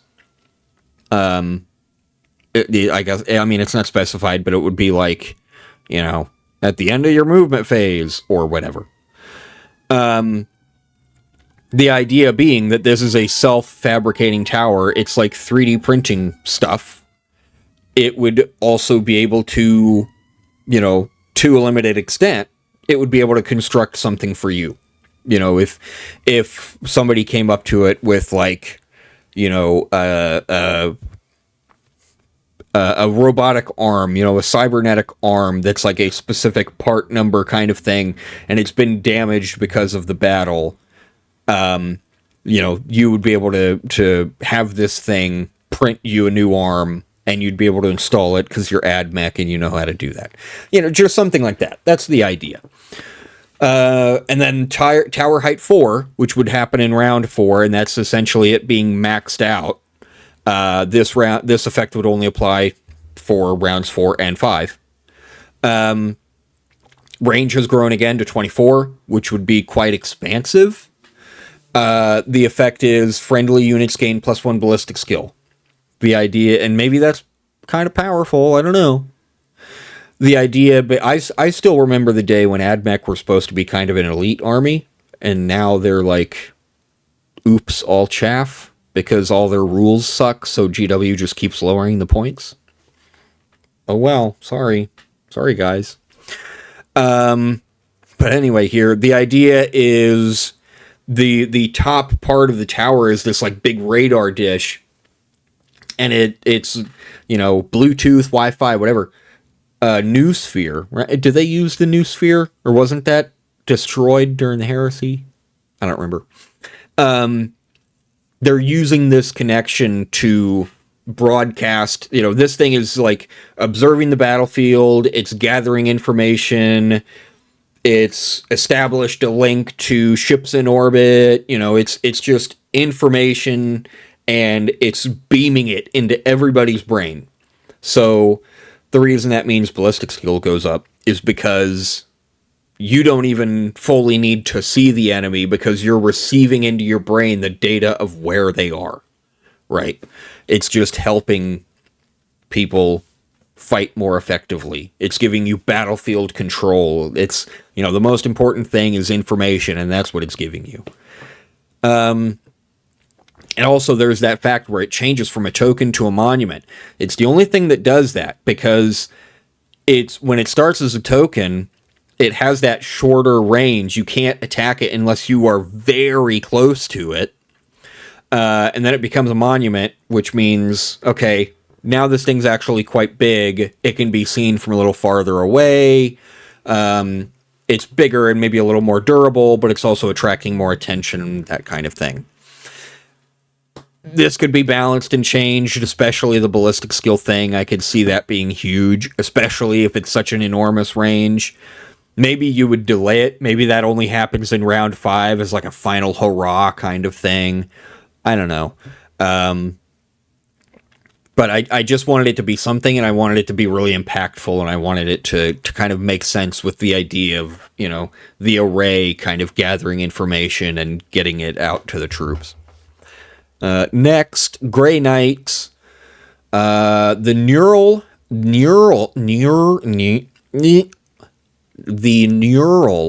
scourging arrays. These are tokens, and they are the actual, like, the description of the models themselves. Equal parts, these are equal parts psychic ritual as mechanical device. They fry the short-term memory of anyone around them and interfere with psychic connection to the warp. So real quick, the idea here, kind of the origin of this, was Men in Black. The Grey Knights are infamously secretive. They are infamously unknown. You know, they will have a presence on a battlefield that nobody even knew they were there. They showed up and they killed a bunch of people, and then somehow the Imperial Guard don't even know they were ever there. And then in some of the really, really grimdark examples, they'll, like, kill all of the Imperial Guardsmen too, just to make sure nobody learns of their presence. I don't get all into that super deep, like, grim, dark. If something like that happened once, you're like, oh man, that must have been a really drastic decision. I don't believe that's something they do all the time. That's stupid. But anyway, the idea is they are secretive. They do not let people know that they exist. And that would be hard to do if you're responding to battlefields. So that's where this comes into play. This is almost like my lore answer to how do they stay secret? It's the Men in Black thing. It's the neuralizer. It's the little, like, red light that they shine in your eye and flash it, and it makes you forget everything that just happened. That's this. You know, the idea is maybe that, like, if they arrive on a planet from orbit, their ships would fire, like, torpedoes or something just full of these little arrays that would just, like, pepper the surface of the planet, and they'd be all over the place.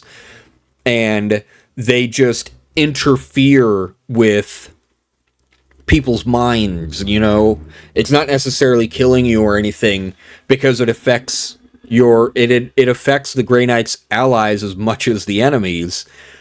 It's kind of messing with your brain and making things kind of fuzzy, so that the idea being, like, maybe there's an Imperial Guard force on this planet, but they're getting affected by these neural arrays.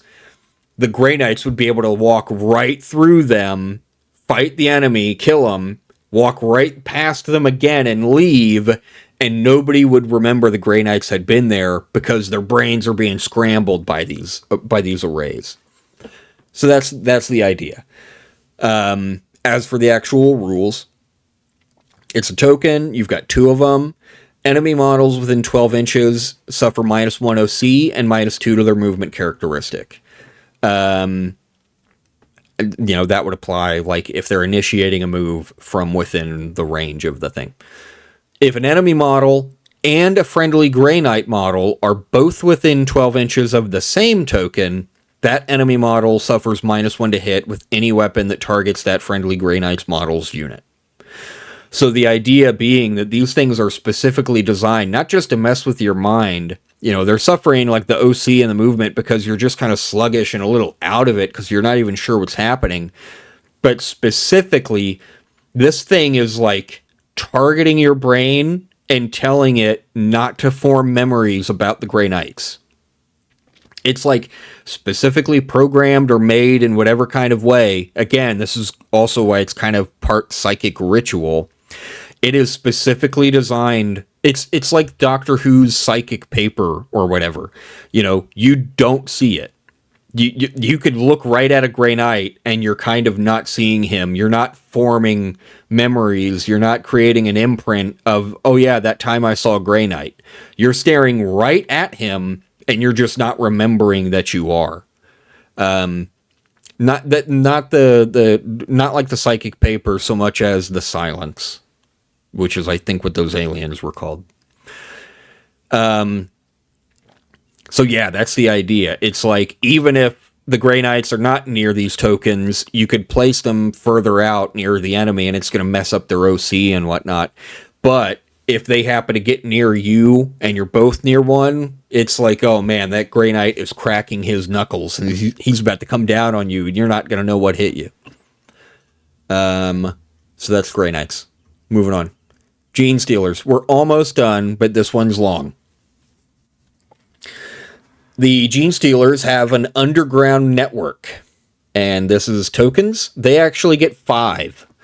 And the actual, like, individual models, there would be kind of a little motley assortment. One of them would look like a patch of ground that has a sewer grate, like maybe a partially opened one. There'd be some disturbed floor panels, like maybe stone flooring, or maybe it looks like a ship or something where there's like iron metal plating. A couple, maybe 1 or 2 of them has been like moved slightly, and you can see like, wait a minute, there's something underneath that. A pile of crates, a rubble heap, and then an outhouse, because that's just kind of funny. Make it like a space outhouse. Where was I?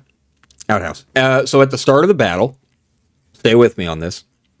At the start of battle, you place 1 token within your deployment zone. Starting in round 2, at the end of your movement phase, you may place a network token anywhere within 6 inches of and visible to a friendly infantry unit and not within 9 inches of any enemy units.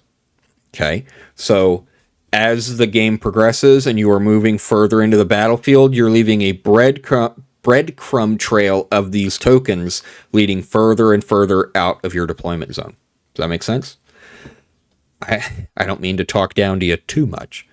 At the start of your command phase, before scoring objectives, because we don't want people abusing rules, for each underground network token on the battlefield, you may select 1 friendly infantry unit that is wholly within 8 inches of the token to enter the underground network. Remove that unit from the battlefield, place it into reserves. At the end of your turn, any units currently in the underground network must be set up wholly within 6 inches of any network token. If an enemy unit comes within 6 inches of a network token and can see it, if there are no friendly Gene Stealer cult units within 6 inches of the token is destroyed. If all network tokens are destroyed and you are unable to place any more, any units currently in the underground network are destroyed. So, what's the idea here? Obviously, Gene Stealers are secretive. Obviously, they are sneaking through the sewers and behind the walls and creeping around and getting all over the place. Obviously, I'm leaning into that kind of from the lore aspect of Gene Stealers, but the gameplay idea is about that kind of mobility, and it's not really an offensive ability. Maybe people would be able to, I don't know if they have infiltrators or anything. Maybe people would be able to do some squirrely stuff with it, but the core idea is it's not really used necessarily to advance. It's mainly used to fall back when necessary. So, by round 3, you've got 1 in your deployment zone, 1 a little ways up, and then 1 maybe short of the middle objective. If the enemy all of a sudden is able to, and you've got some guys maybe trying to contest the middle objective, if the enemy all of a sudden is about to come down on you with a buttload of flamers, and you're like, oh man, these guys shouldn't be here, they can enter the network and come back out further behind. And the reason they have to appear on the same turn at the end of your turn instead of like at, your next command phase or something. This mechanic is not designed to like prevent people from taking wounds. You're not supposed to be taking this, you're using this mechanic to like keep people off the board so they don't get shot at. You're using this to make quick moves across the battlefield. And they're very easily removed because they're tokens, and normally you have to get really close to a token and then attack it. This has the additional caveat of if it is discovered at all by, being approached, it just is immediately destroyed. So you can't be hyper aggressive. You can't really get them way out there because if it's too close to the enemy, all that, like, Gene Stealers also have the, the decoy, tokens that they place on the board and stuff like that. Very similar. If an enemy is able to simply approach it, it gets destroyed, So yeah, I feel like that's a fun, interesting way to gain some mobility while restricting it enough that hopefully people are not using it to like avoid damage or... I mean, theoretically, you could have like just a scout unit or something kind of pushing up to the front, placing down these tokens while you keep the bulk of your force further back, where they're safe. And then all of a sudden you can pop them forward, really far ahead wherever the scouts were able to get to. You could do something like that, but you still have the limitation of each token can only accept one unit per turn.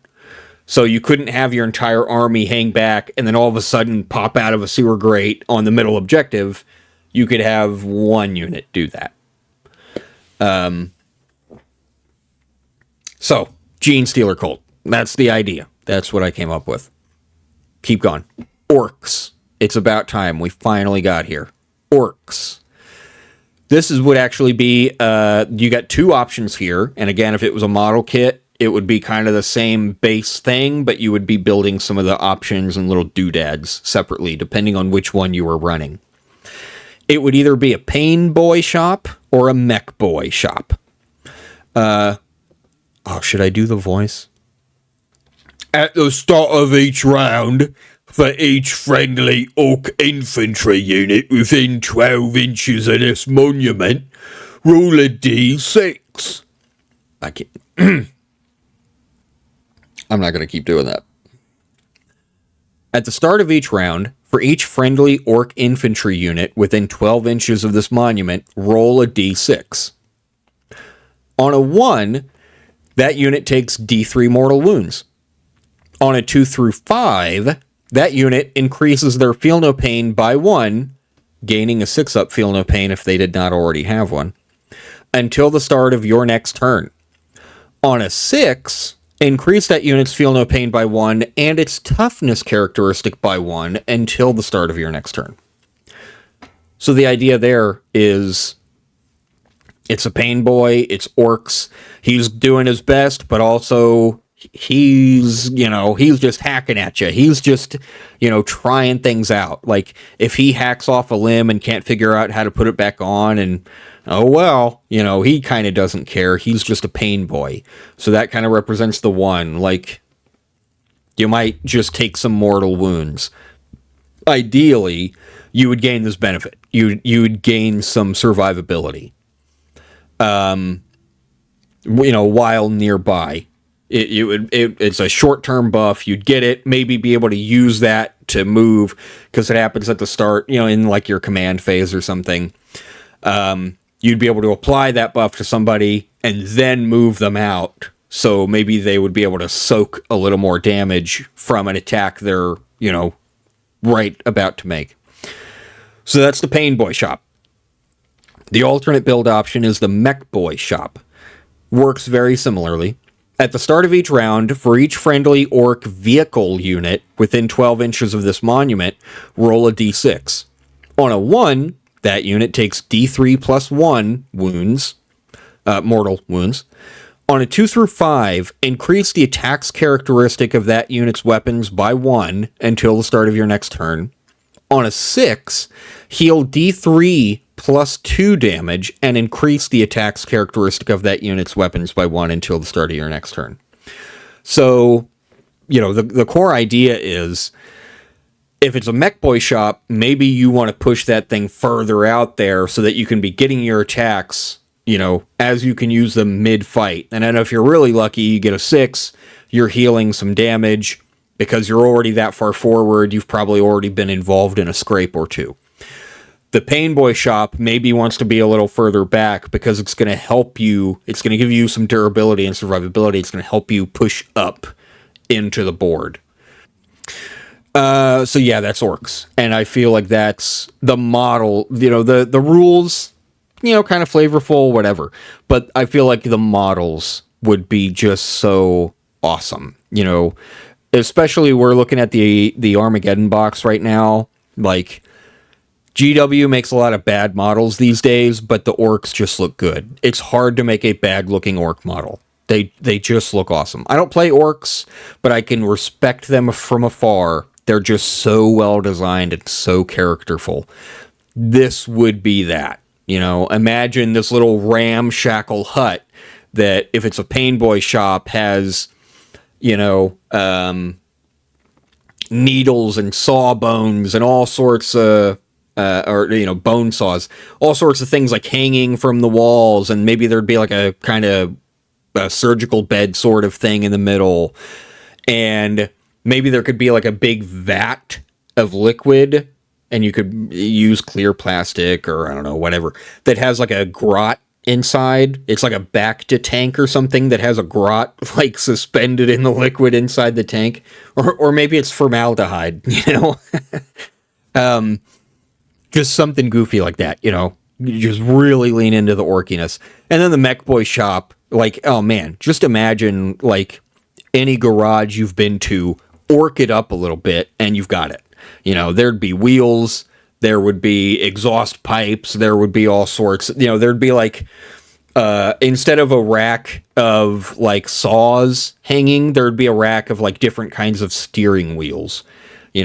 Just watch Mad Max Fury Road and take notes on all the car stuff. That's what you'd be having. So yeah, the rules are kind of like, sure. I don't feel, the functionality is there, but I'm not excited about it. But I think the models for these kinds of things would just be so fun to see and paint. But that's orcs. Moving forward, Chaos Demons, while they are still technically a faction, because maybe they won't be in the near future, they have tears in reality, or tears in real space, rather. These are tokens. You get 3 of them. Maybe they would need to be balanced so that you only have 2. Each token would be a hole in reality and must be placed within your deployment zone. So the models would be like, swirling, woof, energy and weird whatever. And maybe you could even kind of create a, it's like an opening, it's like a pocket, and then you can almost see something inside. Maybe inside there could be kind of a flat sort of image of a realm of corn or something like that, and then you could kind of paint that surface like the way you would a battle standard. Or maybe it's just like a swirling vortex of just energy and whatever, with like mouths and arms reaching out of it and, chaos. So here's what they do. Each time a friendly unit is destroyed, roll 1d6. And this is not like within range. Anytime any friendly unit is destroyed, roll a d6. On a 6-up, you may choose for that unit to be returned to the battlefield within 3 inches of a real space tear token. Then that token is removed from the battlefield. I should mention here, at full strength. Returned at full strength. If it is a 5-up, that unit can be returned, but with half of its wounds or models rounding up. So, this is kind of a weird one, because on one hand, this is, depending on the units that come back, this is free points. If you have a unit of pink horrors, which are, a 10 man of pink horrors is like, I don't know, 200 points or something? I don't remember. But whatever, let's say it's 200 points. A 10 man of pink horrors, well, okay, that's a bad example, because horrors come in pink, horrors come in blue, where once there was one, now there are two. Let's say it's a Lord of Change, because it says any unit. A Lord of Change costs like 400 points, or maybe like 370. That thing dies, and then you just make another one because of your token. You just added 350 points to your army. That's a lot. That's huge. That's the kind of change that makes people go, whoa, whoa, whoa, whoa, whoa, no way. This is not balanced at all. But my pushback on that is, this is chaos. This is like all or nothing. A lot of chaos, a lot of specifically daemons, a lot of chaos daemons are specifically designed to have like random elements, because that's chaos. And this leans into that hard. Maybe these things would have to be point costed quite high, but the idea is you're taking a risk, because every time a unit dies, it's not just, oh, it happens. You roll a dice, and you can't re-roll it. It's not listed in the CP re-roll options. You roll a dice and that's it. If it's not a 5 or a 6, nothing happens. You might go the entire battle and never roll a 5 or a 6 on one of these checks, and your realm space terrors just don't do anything. That's what happens when you play with chaos. And more realistically, yeah, the idea that like your Lord of Change maybe gets to come back at full wounds because you rolled a 6, and that's insane. Yeah, maybe. But that's not very likely to happen, and you're probably only going to have like one Lord of Change in your army anyway, so you've got one chance for that to happen. What about your units of, Slaaneshi Daemonettes? A unit of them gets wiped out. Maybe you have a couple units of them. Maybe you're Khorne and you've got like 3 full units of Bloodletters. That means you've got 3 chances to have one come back. So, a unit of Bloodletters, I don't know what they cost. Maybe, let's just say 200 for the sake of ballparking. Maybe 200 doesn't even cover the cost of this this terrain feature. Maybe the point cost of this thing has to be like 250. Technically, you've taken a loss. And you have the inconvenience of, this must be placed in your deployment zone. So yeah, you regained the unit, but now he's all the way on the other side of the board. This is like the epitome of all or nothing, just chaos. Like lowercase c chaos. There are so many variables here. There are scenarios in which this is game-breakingly powerful. But that's a gamble, and there's very few options. Like on the roulette wheel, there's very few options that pay off that well. Most of the options are going to pay off, There's also several options on the wheel that say they don't pay anything. That's what I like about this. It's all or nothing. It is so chaos. It's chaos demons. It's not Legion specific whatever. The Legions don't really play like this, but chaos demons play like this. That's why I really like this one. Because if you played a game with this, it's going to become an emotional roller coaster. Or it could be. I mean, not necessarily every game would be, but you would have games that are. You would have games where that, 370 point Lord of Change comes back on a 6 with full wounds, and yeah, he's in your deployment zone, but actually you wanted him to be there for some reason, you know. And that is the story you tell. Like, that is the you and your buddies talk about that time that happened for the next 10 years of your life. Hey, remember that time I got my Lord of Change back with the realm space token, the real space token? That's a story. And that's one of the things I love about 40k, and that's one of the things that I feel like current edition is lacking. Those kinds of stories, because that's not like tournament legal. Those kinds of stories don't happen in a tournament balanced game. Those kinds of stories only happen on a like kitchen tabletop game. And that's what I'm trying to bring back to the game with this whole experiment. So that's kind of a good way to bring it all around to the end, because we're done. You know, me coming back to complain about 10th edition. Yep, it all comes full circle. Now, wait a minute. I hear you saying, but didn't you forget somebody? Yeah, there's a bunch of people not on this list.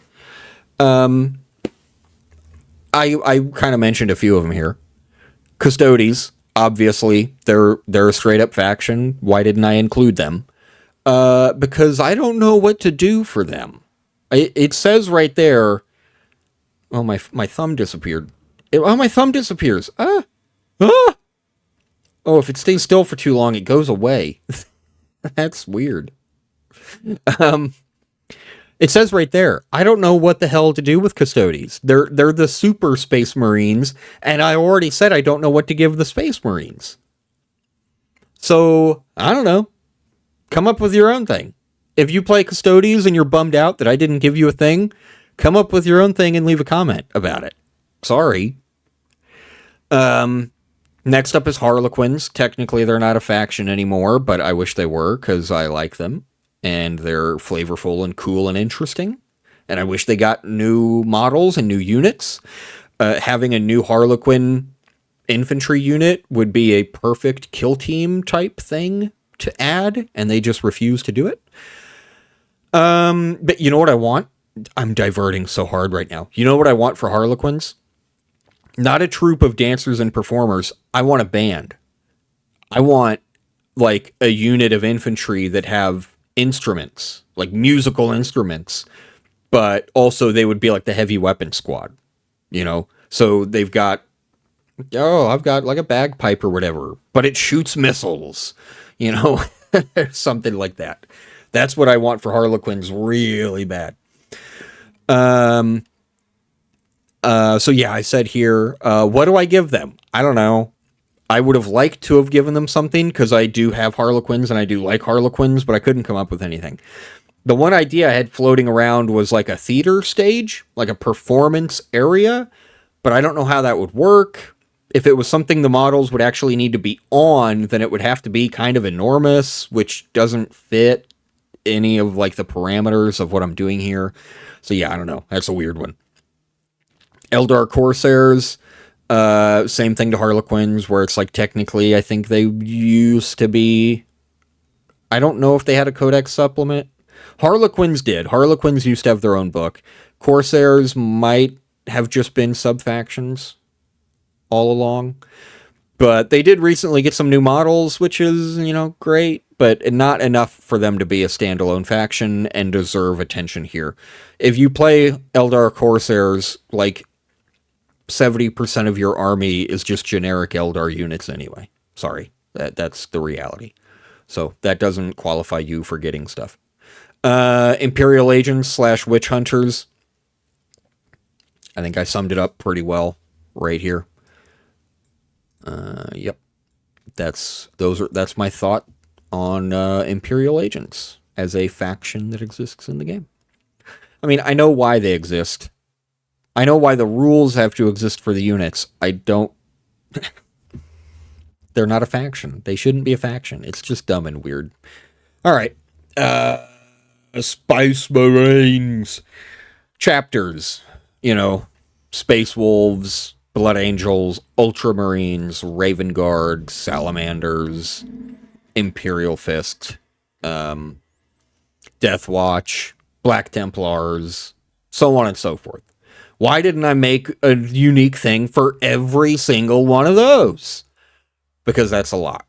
That would be like an entire list and video unto itself. That's how many I would have to make. Also, I just don't want to. Because some of them are really flavorful. Like for Space Wolves, you could have some sort of heretical rune, thing. Because Space Wolves are assholes and liars. And they're loyal to nobody. I don't know if you remember I said earlier I play Thousand Suns.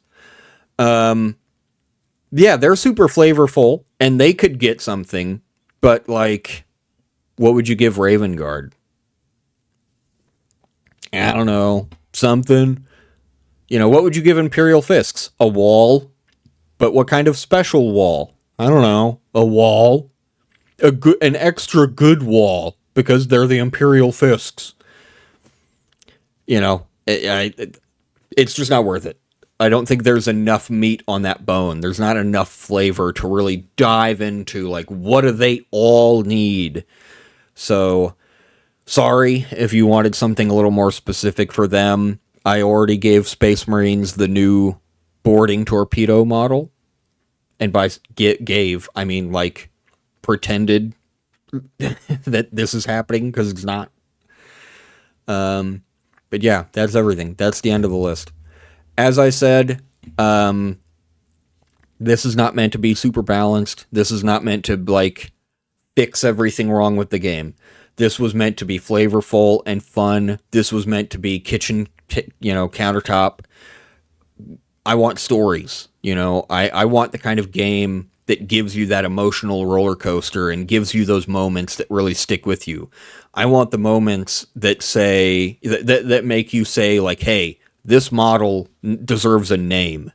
I'm gonna come up with a name, and I'm gonna, like, paint it on your base because you just did something really awesome and cool against all odds or whatever.